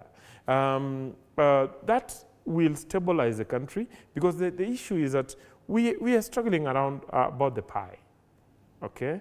And since we are struggling about the pie, on who controls the pie and how it is divided, it is important that that table where the pie is being divided is made as inclusive as possible. Because when it is not made as inclusive as possible, then there is possibility that certain groups that are not represented on that table will miss out on that. But why should it be that way after every electioneering period? Unfortunately, yeah. That is the reality of our country. And the only way to avoid this is to bring everybody to after the election, try and bring everybody to the table and work together. This is if so we intermittent. don't do that, we will still get to the point where the country will be politically unstable throughout. And this is what so intermittent. And Wakili, Nyaribo, I come to you. I know you have said that we have great institutions. One wants to wish that we get to levels where we say it is the structures and the systems that are neat and perfect, such that it doesn't matter who occupies the highest seat of the land. But today, that we say after every electioneering period, let's come to the table, let's stabilize the country, let's manage it for 5 years, and then to the next one, really, what is that? Yeah. So we will see Ms. Baba, now he has left us. Okay. Every other election cycle, when he sees things are going wrong, he comes in to stabilize. Stands together, and I agree that everybody should be. Just a second, we might need to fix your mic. I don't know whether they put it off at some point in time. But yes, Kevin Osido, as that is being addressed, that we're still talking about, years on, a scenario where we have to figure out how we stabilize the nation for a moment for us to function after every electioneering period. Isn't it absurd? Why don't we go to levels where we have, structures that will help us have long-term ways of making sure that the nation's ambitions are well factored in and are well taken care of? Linda, part of how to get there is the immersed Singaporean dream into the Kenyan vision. Okay. And I hear the president saying that we want to go to Singapore, that is a country that was like us many years ago. And that just a few days ago, we also had one of the prime ministers of, the prime minister of one of the Asian tigers was here in the country. It means that we are opening up the space to be able to learn from other people, people who have been here, people who have been there and they've done certain things to be able to get to where they are that now we are emulating. So part of how to get there is to be very strategic. And in terms of being strategic is to do what I already spoke about earlier on, that Kenya's political system is a pure presidential one. But if you look at Singapore, you look at Malaysia, you look at Taiwan, you look at many of those countries that we are imagining about, their system is not like ours. And that is why in Singapore you talk about a prime minister and not a president. Our constitution had envisioned that the president would preside over development and effective service delivery at the executive level. All right. So that what used to happen a long time ago, where the president would go to a town and say, nimeona hata hapa hamuna barabara, hata kesho, sasa contractor takuja aanze kufanyisha barabara, that was taken away. So that now we have a very elaborate system that takes you through the budget making, and even before the budget making, you have to have a plan called the CIDP at the national, at the county level, but of course the medium-term engagements at the national level. There's a reason why that was crafted, Linda, so that we already begin to take away certain powers from the presidency. The powers, therefore, that make people imagine that we have to be presidents before for our regions to make it. And that is why if you look at our system where we also have county governments, we must begin to imagine that we are empowering those counties so that the over-imagination that our own must sit at the national level as the presidency, that opportunity is now devolved, that we are the ones who make choices of who becomes our governors. But even in terms of agreeing on who becomes the governor, we still are stifled as a people. There are still people who sit in a corner somewhere and they imagine that they can make those decisions for people. So in terms of moving forward and changing that kind of a culture, it's a long term plan, Linda. But the beauty of it is that we already have certain steps to take us there. Yeah. As I wind up on this is to request the president that most of these plans and programs that he has be embedded well, these dreams be embedded in a plan, so that if we can be able to probably review the Kenya Vision 2030 and look at the pillars, the social, political, economic, and then the cross-cutting issues like youth engagement, women engagement, strengthening persons with disabilities voices, I believe that that way we will be able to cement the dreams so that regardless of who becomes president, they take over what the Kenyan people have already agreed upon. Because sometimes I feel so bad that the President William Ruto might have very good plans for the people of Kenya, but sometimes they don't feel them, they don't see them. Sometimes he goes somewhere, they tell him one term.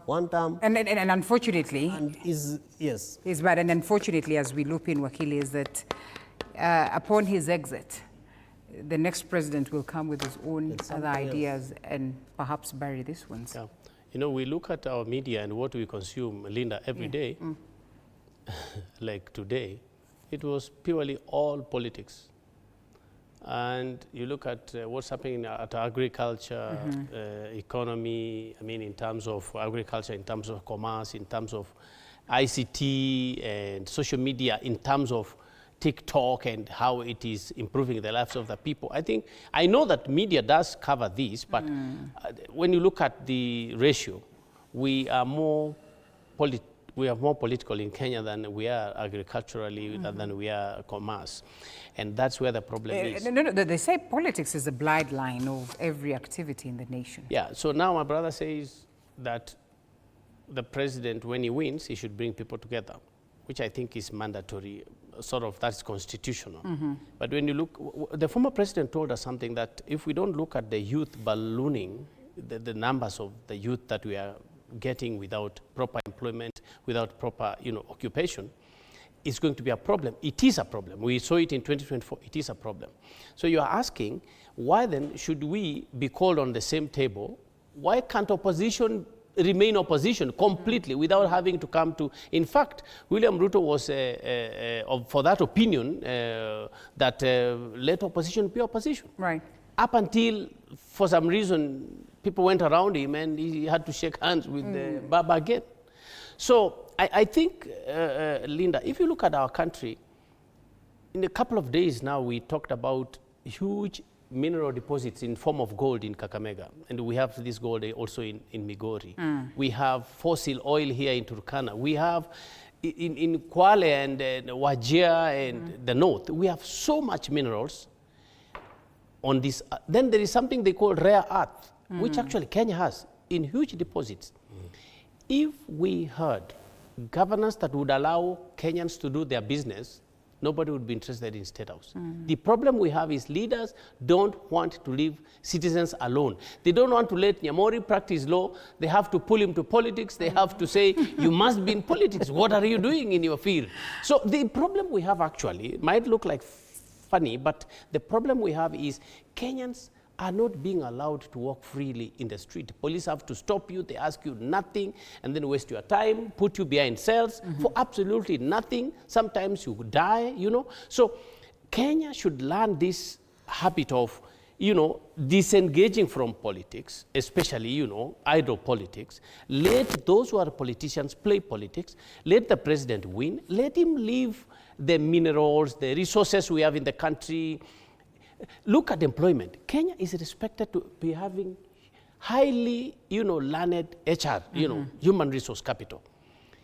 And yet, in our own country, people are not being given opportunity to actually explore and achieve in their own calling. So the problem, in my view, is leaders and the politicians who are trying sort of to capture every other sector, including capturing political parties. You see, when you have won as a when your political party has won presidency, for example, leave the other parties alone. Let them form their own cocoons as opposition. Let them challenge you, knowing that the resources we have as a country do not belong to a particular, wing. Right. So today you hear the president is going to open a road somewhere, and then the media, of course, is reporting like he's giving them a gift.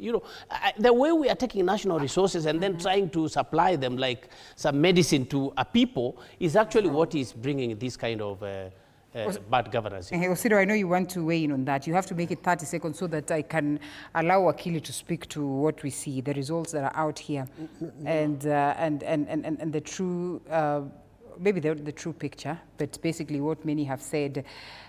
These by-elections reflect, sort of like a proxy war between the president and his former deputy.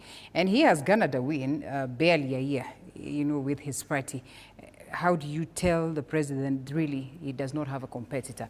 But yes, that is... I just wanted to add on the point I was raising earlier on, that so that being a pure presidential system would mean that it becomes difficult to do what Wakili is talking about. When, if you look at for example, the presidential contenders, the margin is so slim like this.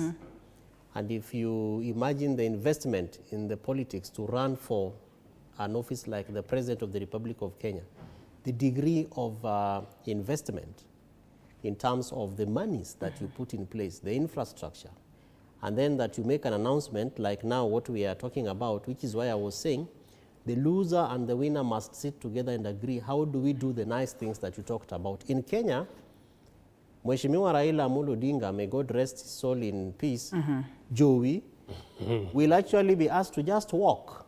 Yet the difference is just a bare minimum of 200,000 votes. That is why some of us have proposed that maybe we might want to review our constitution and look at how we navigate some of these difficult terrains. So that if the opposition is supposed to be what Wakili is talking about, opposition remains opposition, we don't expect that it is them who will buy their own cars, put up their offices, pay for their rents, which sometimes they struggle to do, whereas there is no budget that is associated with that. So there will need to be certain reviews for us I think they should buy their own cars. I mean, why should government buy for them? I think opposition should be given a chance to appoint maybe a prime minister. But in terms of buying your own Toyota Corolla, that's your business. Can I finish my point? Because proceed. Yeah. I thought I was very humble and honorable when you were speaking, so that the opposition is also supported to do its work. Because, for example, you heard the president over time saying, nyinyi munanipinga lakini mbona amuleti proposals. It becomes so difficult when you are gobbled with thinking about other things as opposed to being facilitated to now think about policies and programs. In other countries, South Africa, closest here, the opposition is properly supported to be able to actually exercise what is called shadow government, where when the president issues a State of the Nation address, the opposition will also have an opportunity to give its shadow State of the Nation address. Right. But in our country, because of the kind of framework that we have, it becomes very, very difficult. And that is why elections, Linda, even up to the MCA level, become a do or die, and that Kenyans have to die, which is really unfortunate and should not be the case. Yes, and Wakili, we come back to you. At least there's a person who would agree to what it is that you say, and Francis Njoroge says, well, I did not see Dr. William Ruto doing any campaigns anywhere. If indeed Wamunyoro and he had the majority, why would they go ahead to waste time on energy on campaigns, more so door to door? I don't know whether that is a waste of time or that is a show that I am committed to making sure that my people, get the numbers or get, to win, and that is a plus politically, we all understand. How can you confidently say that this is for the president to win? 2027 would be for the president to win, when you look at some of this that is playing out during these by-elections. Wamunyoro has at least garnered himself, even if it's an MCA seat, one you think is probably not. It will be a long shot to measure the capacity of somebody who wants to run for presidency, if at all he will run. Okay. I know he's impeached, by winning one MCA in an area where he believes he has campaigned. You know, you look at the amount of energy, the amount of time and resources that that particular person has put in those particular areas. It is massive. I mean, the area, I suppose you maybe, they have won in, and you see, an MCA position, award, has unique, you know, characters that can make it go either way. You might need to measure the strength of a candidate when you measure them at the level of MP or county, because at that point, then you are able to tell whether they are able to pool the various stakeholders within that particular precinct. Would a serious politician agree to that? Together, okay. Yes, together.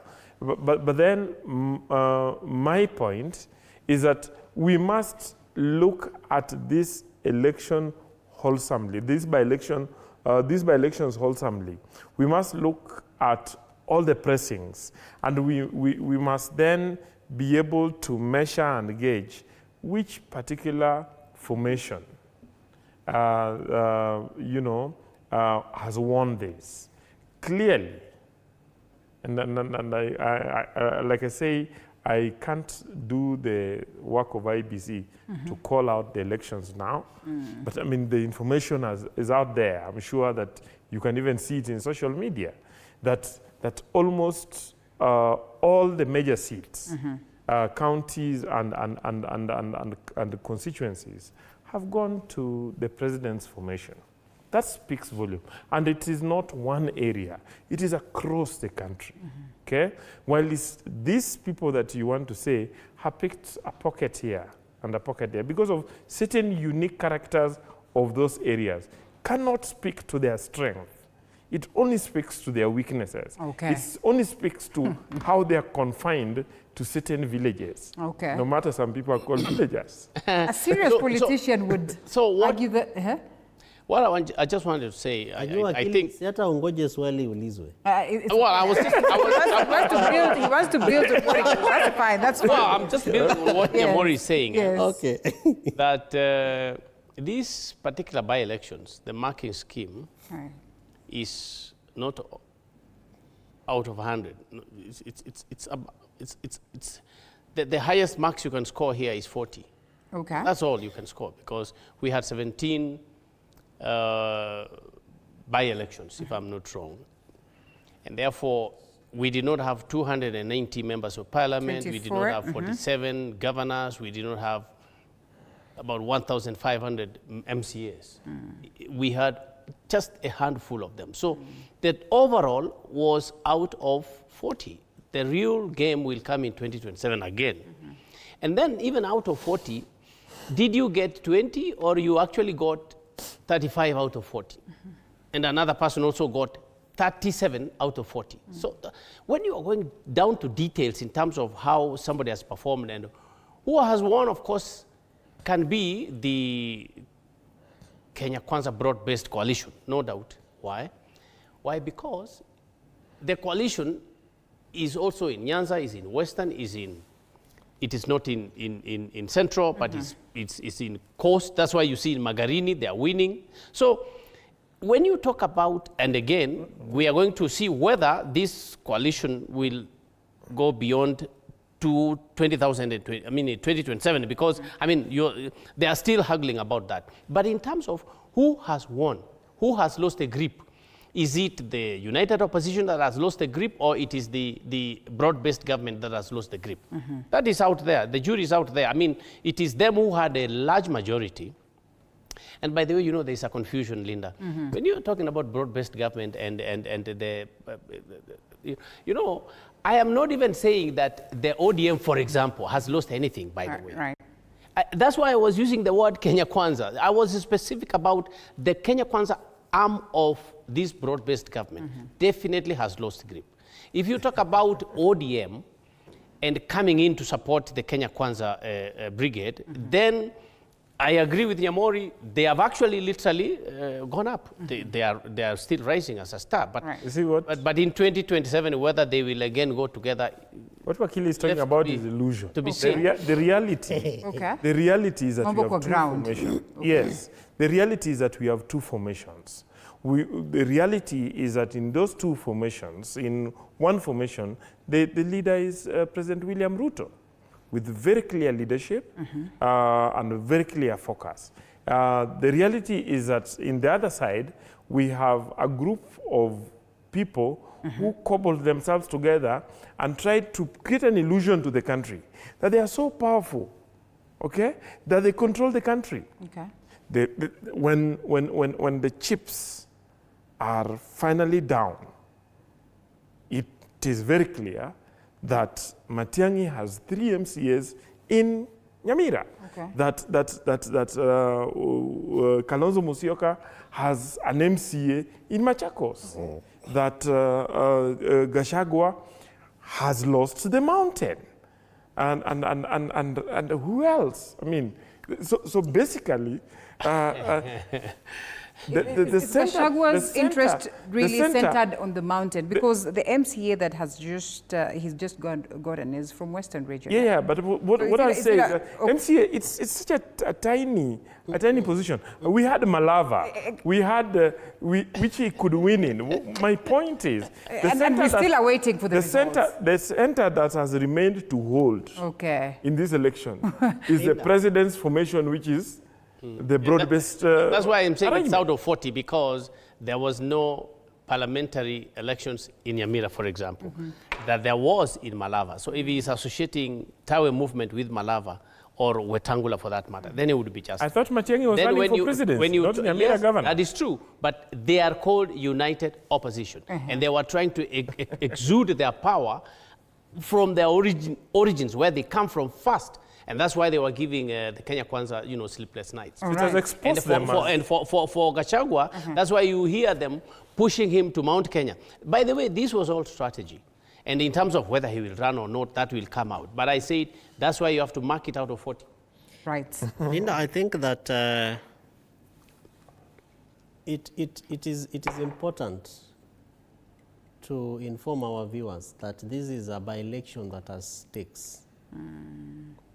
And these stakes are national stakes. In the last few days, I have appeared in some local radio stations, and the call-ins that came, a majority of them do not support ODM, for example. Yeah, actually, it's not even an example; those are facts. So, what is happening today in terms of the by-election, in my view, cannot be used to gauge political party muscles, including individuals for 2027. Is it? Okay. And I thought that for the electoral management body, it would have been important that they use it as a litmus test for their preparedness, because 22 across the country, 22 areas is not small for IEBC. But for political parties, there are people who did not field candidates. In fact, even Mheshimiwa Gachagua did not field a candidate in Mbere. The gentleman in question is a DP candidate, yeah? So you would probably imagine that the investment that might be put for our candidate, I'm not saying our like I belong to that, no, I'm just saying to a DCP. It sounds like it was DCP. And that's why I'm explaining it, because Wakili here will just think that I am DCP. Use that against you, okay.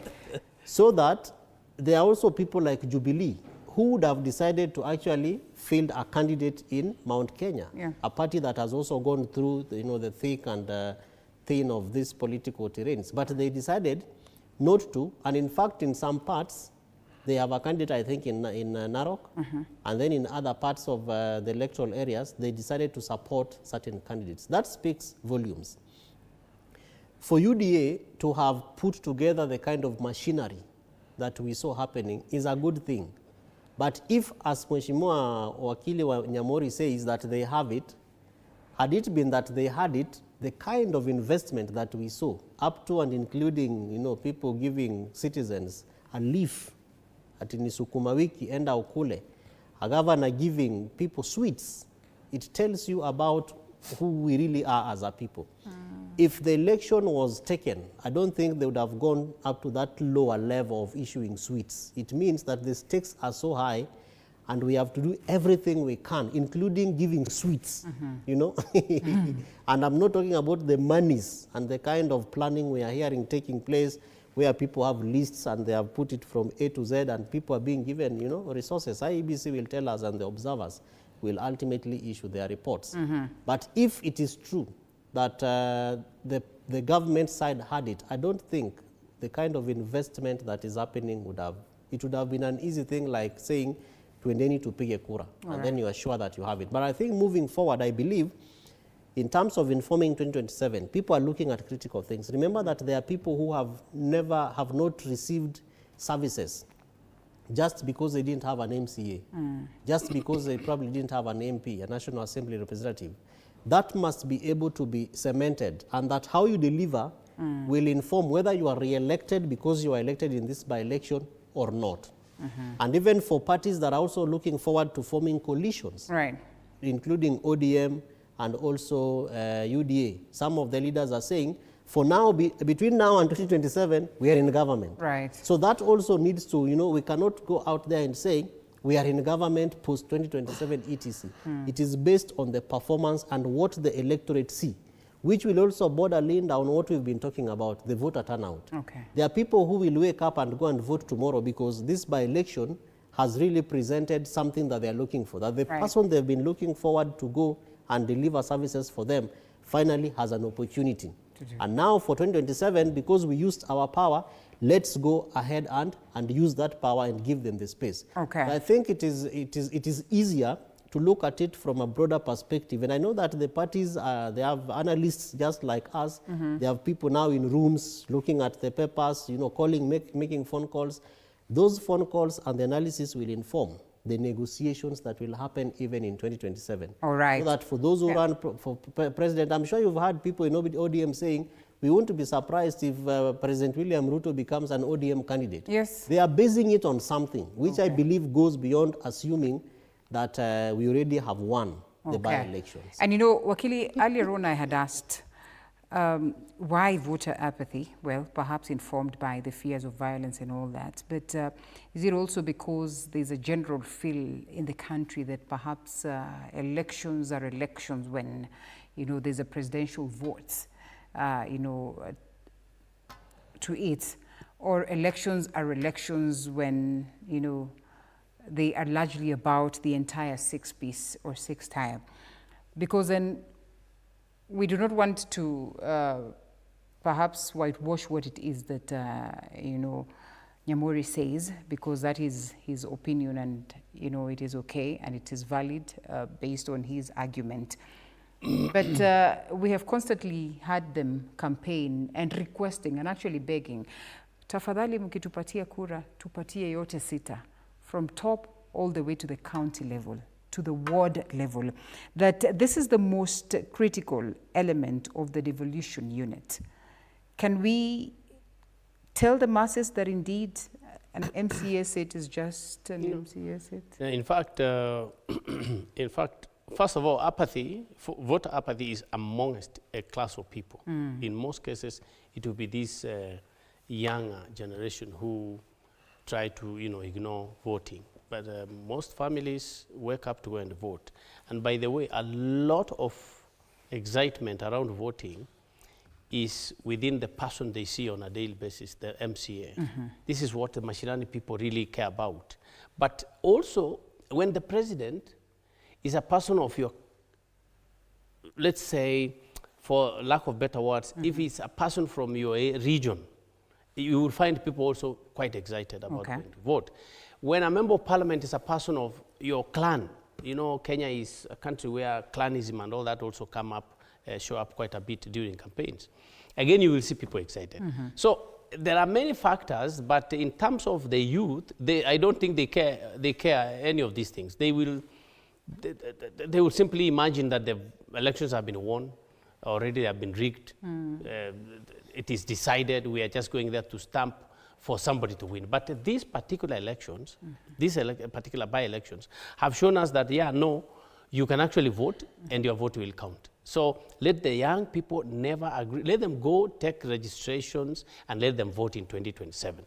And then in terms of would you, if you are not happy or concerned about the head of state or the person who is campaigning to be head of state, will you still go and vote? The answer is yes. In fact, a lot of excitement is around the mashinani voting, the person that people see on a daily basis.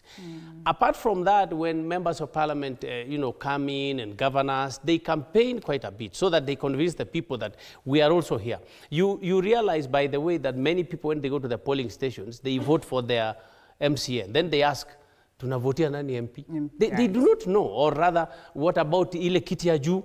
So they are, so you realize that the devolution has actually helped people, many people, to understand the importance of democratic institutions. So I still support the idea that we should mobilize our people right from the mashinani to going upwards.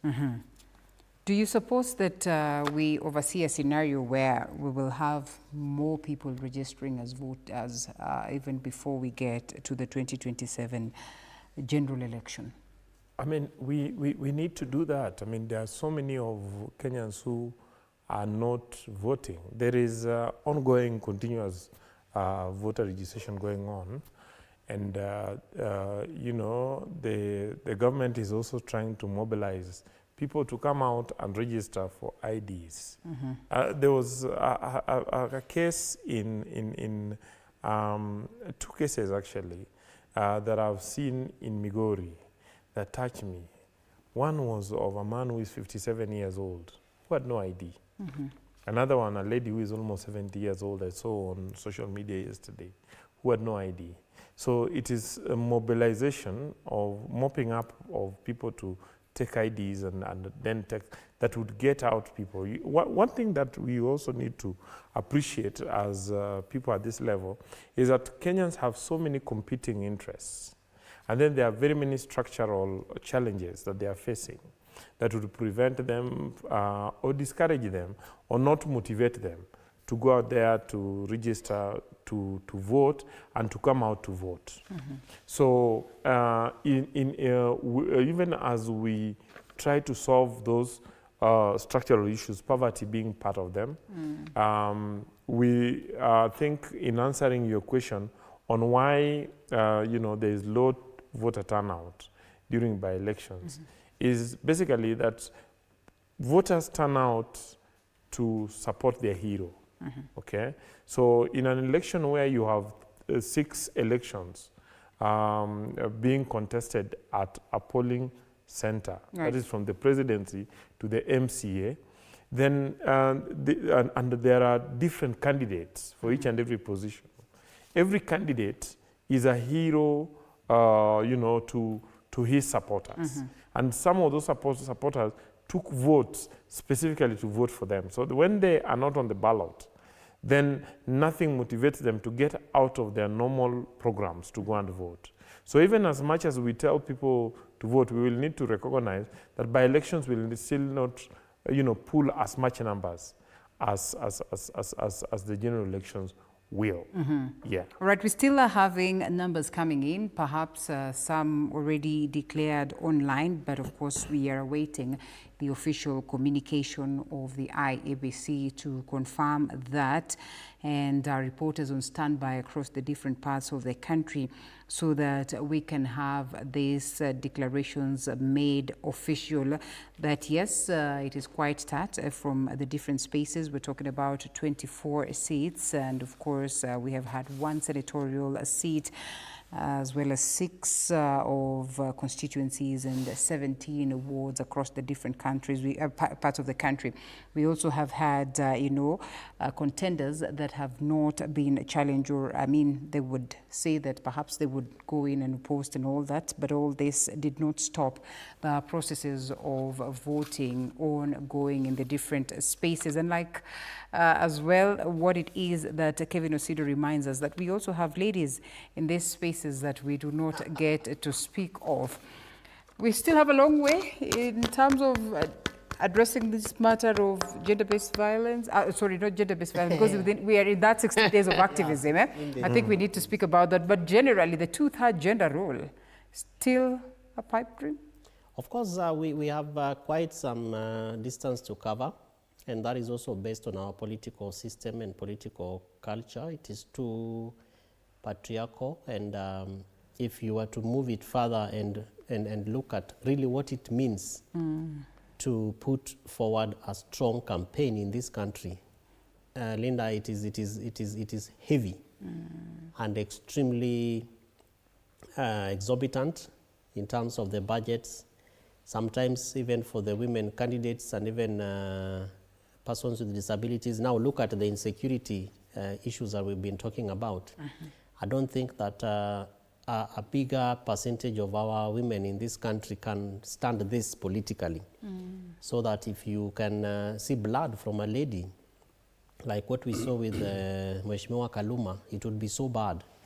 Not that it is not bad because it is a man, but I'm saying it would be so bad. And those are some of the scares that surround some of these special interest groups. But again, it goes back to the political party, as I was saying before, on behalf of young people, that we must make deliberate steps to encourage them, motivate them, and support them. I have offered trainings for some of these candidates, and even organizations like ours have academies, like County Governance Watch put forward in 2017 and 2022 what we call the Aspirants Academy, which is a space for training and supporting candidates, particularly the youth, the women, and persons with disabilities.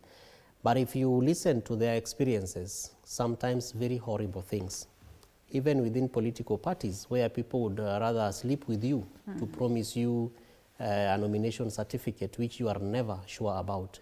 Sometimes you are on that podium and suddenly men in black, quote unquote, so basically just goons erupt and you are campaigning. And we have seen this, and if you read Honorable Millie Odhiambo's book and listen to her stories, you can see the kind of experiences that the women really have to go through.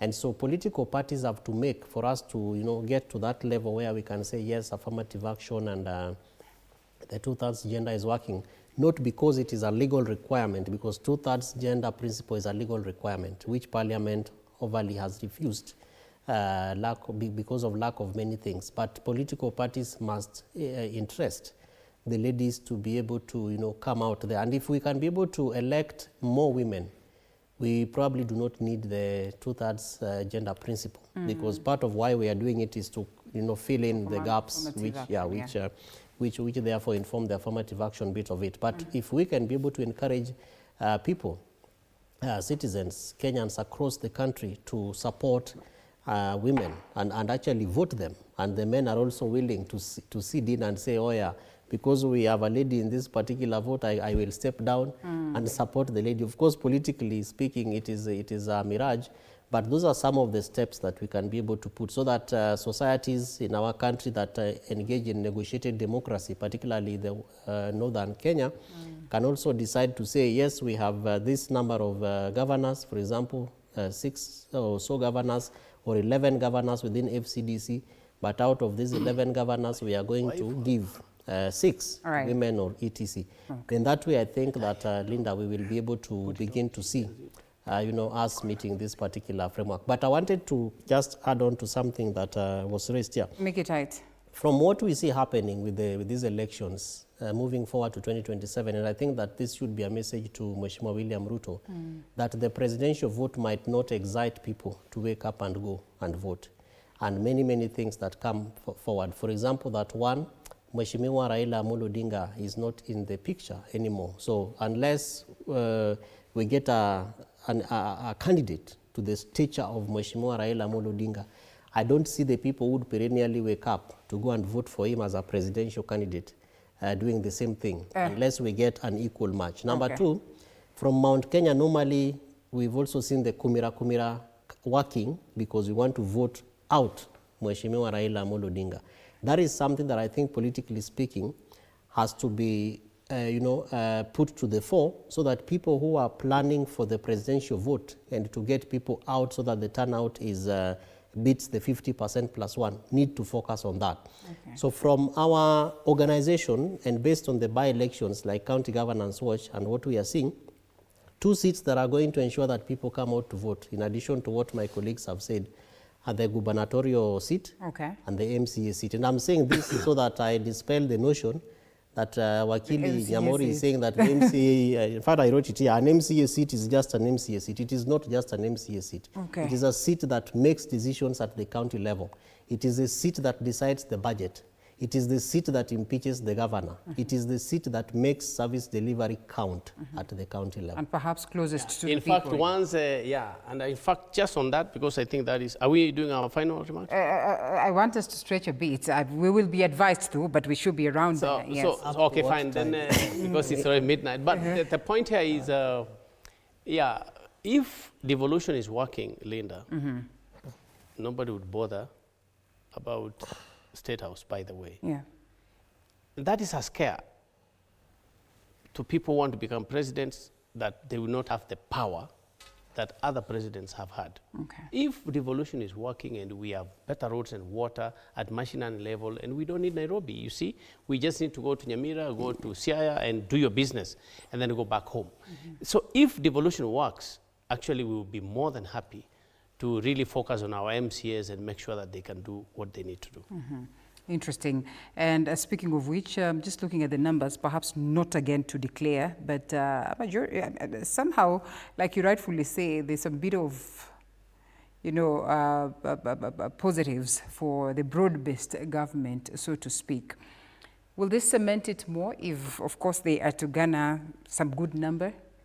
Yeah, my view is that the broad-based arrangement is going to become stronger and more entrenched as we move forward. There have, when we started, you raised a question to my colleagues on what is happening in Kasipul, whether it was, a challenge or an indication that there's a problem within broad-based. It is important to appreciate that what was happening in Kasipul was a local Homa Bay conflict. Okay. One, that both candidates were originally members of ODM.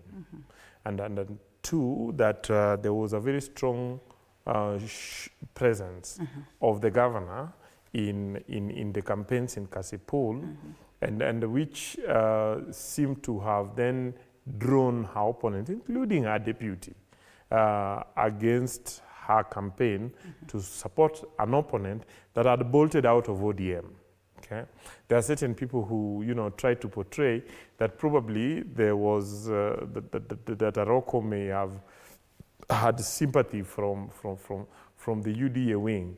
There may have been certain elements from UDA within Kasipul or within Homa Bay who may have had their local conflicts with the governor at that level. And so looking at it, it was interesting that the governor, being the chairperson of ODM, had more or less to fight for her life to retain that seat as ODM seat. What am I saying? I'm saying that, that when you look at the number of areas that supported Raila Odinga, I see them drifting towards William Ruto as we move towards 2027, and that it is also important. And I spent quite a bit of time in ODM. I even served in the structures of ODM as an official, a chairman of a branch, and I kept telling the people within ODM that ODM, as is towards the awesome machine, was Raila Odinga. And Raila Odinga was the institution.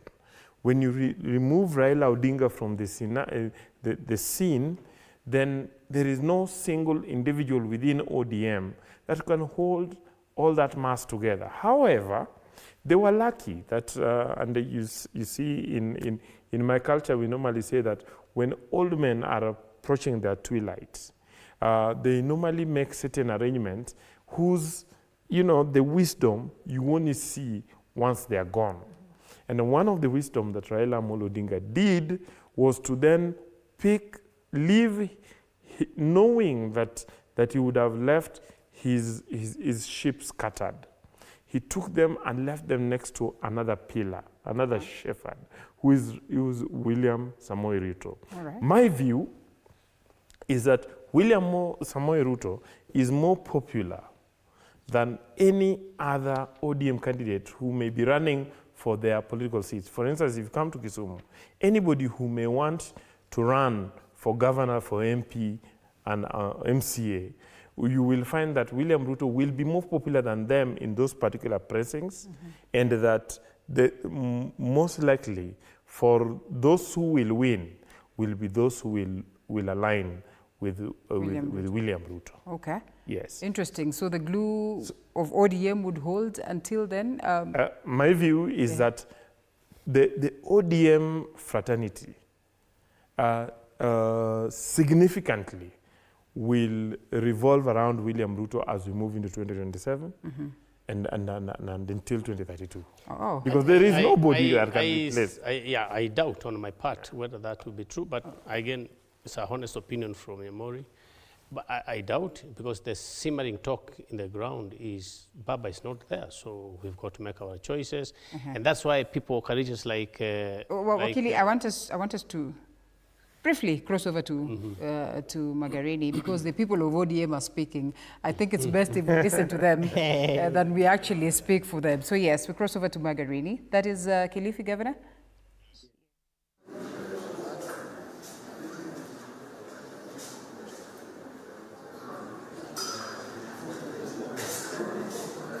Not so clear. All right, so that means we have to come back and speak. Yeah, going into 2027 and beyond, we hear a lot of voices. I mean, they are not unified. And my brother says Raila took them to a shepherd. There's a lot of doubt amongst a good number of people in ODM, right, whether he left them in the hands of a shepherd. And not saying what is right or wrong, but there is a feeling that now they are free to actually do what they want to do. And that's why you see people like Aroko coming up and using another party. The other time we had such was during Tuju's time. You remember? And he had a lot of animosity, by the way.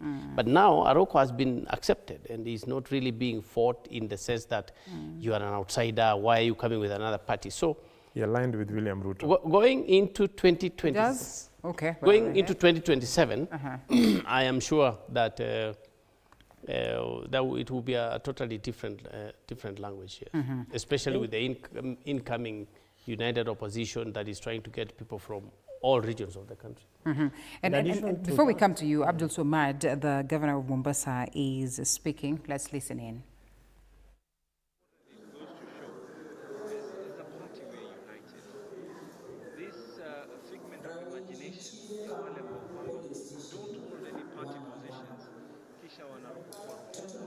This is the power of unity, the power of what we can be able to do. Last elections, zile Kombe ilikuwa ni difference between Harry Kombe and the other candidate was very minor. 29 votes. This time round, it's in thousands, half the difference. So this goes to show you the power of unity. Mimi nataka kuambia tukando na kuwashukuru watu wa Magarini na Kilifi kwa jumla kwa kuweza kuleta amani. Secondly, to congratulate the entire leadership. Wenzetu walikuwa wako na maneno mingi. Asubuhi nilisema ya kwa wao kura yao ni hapa. Sisi tutahakikisha kura inaenda hivi. You don't win votes by being abusive, by being divisive. You don't win the hearts of people by creating tension, creating division. You win the hearts of people by selling your agenda and selling what it is. And for those who doubted ODM, they thought that BAMBA had gone and so had the party. But they forgot that BAMBA treated us as seeds. And as seeds that were planted, we were nurtured, and we had strong roots. And what has popped up now is a stronger party. Not just in Magarini peke yake, lakini tumeweza kushinda katika maeneo yale mengine yote ambapo kwamba tumeweza kusimamisha candidates wetu. So this is a beautiful win. This is to BAMBA, our founding party leader. This is to our current party leader, Dr. Oburu, you can be rest assured you have foot soldiers that can be able. And of course, for those wale ambao kwamba wenye kuzungumza ya kuwa sijui ya broad based or not broad based, I'm saying it again here, naregelea tena. 2027, two things will happen. We're either going to be forming government or we're going to be part of government. Asa hao wengine washaanza kujua what the meaning of opposition is. Na waache matusi mingi bwana. Matusi. Ile election iliyopita jamaa alikuwa anasema maji. Mheshimiwa. Mtihani wa kwanza kwa tume mpya ya IEBC labda. Yes. Of course they had teething problems, and I'm sure that wataweza kujirekebisha. But all in all, as far as Magarini is concerned, they did what they could be able to do. A few teething problems, vituo kidogo, very few polling stations kuanza kuchelewa. But all in all, I hope they learn kuhakikisha kwa kuna mataa, they need to have generators, they need to have all these things. Yeah. Asanteni sana.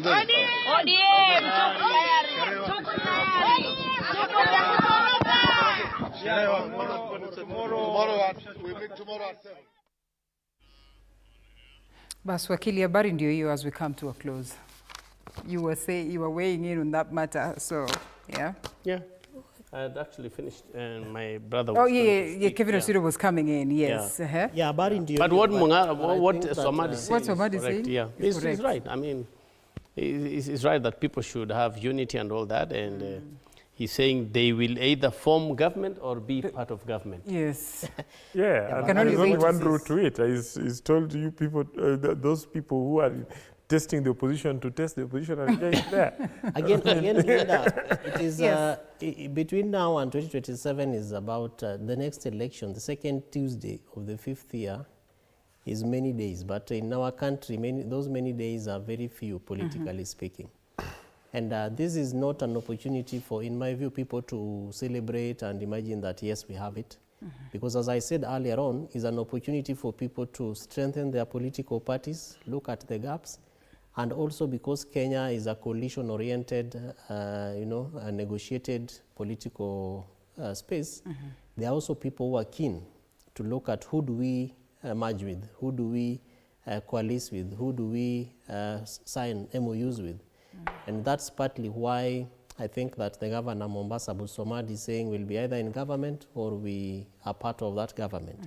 But fundamentally speaking, it is important to realize that ODM has certain cracks which need to be dealt with. For example, you have some of the most vocal, largely amiable members, like Mheshimiwa Babu Owino, who have sentiments that might not really show that they are deeply in ODM. Look at his speech in Mombasa during the celebrations. Come to Nairobi, the Senator Mheshimiwa Edwin Sifuna, among others, Those are sentiments, I believe, because this is a political process that will border on the mobilization power and the ability to put in the logistics that the political party will need. Second is the kingpin conversation that ODM now has to deal with. And this is not for the party because the party has structures that have already been filled, but it's really for the Luo Nyanza community. How that also is dealt with is something that we cannot peg on a by-election. The party has to be keen to look at what are the people saying, what are the party's contributions to making the lives of the people better. And I think for the president, because he has showed very amiable and very global positive goodwill, is to ask the question, to what degree will the MOU of the broad-based government be honored, so that we begin to look at the projects, the programs that were signed, some of the work that is going on, part of the pending things that also need to be put together. And I think that the larger community of the people are saying, for us, we want somebody who can be able to negotiate on our behalf. That if police officers are being hired, if ADF officers are being hired, we need somebody who can also be able to speak boldly to that government that is hiring, so that we also get those places. Failure to do that, I don't think that the ODM and this thing we are calling broad-based government is going to pay back in the same measure that the president has extended his hand, which really I think is a good thing, including how the burial, the funeral, state funeral of Mheshimiwa Raila Amolo Odinga was handled by the government. And it goes back to the question of tribe and region and who benefits after who gets what, which, well, is basically what our politics is about. Gentlemen, unless there's something you want to say, I think then we can call it a day as we await to give you more updates on the results as they trickle in. Our reporters are still on standby across the different parts of the country so that they can tell us what to expect in terms of wins and in terms of loses. And the gentleman, I think I will release before we give you a last round of what is happening on the ground, appreciating the last speaker, Kevin Osido, Executive Director, Governance Watch. It's County Governance Watch, yes, I think, yes, at least I've been saying that for the longest of time. I know that. And then we also had Ishmael Nyaribo, Advocate of the High Court, and another Advocate of the High Court, Joshua Nyamori. Gentlemen, thank you so much for staying with us. Immense feedback from the people.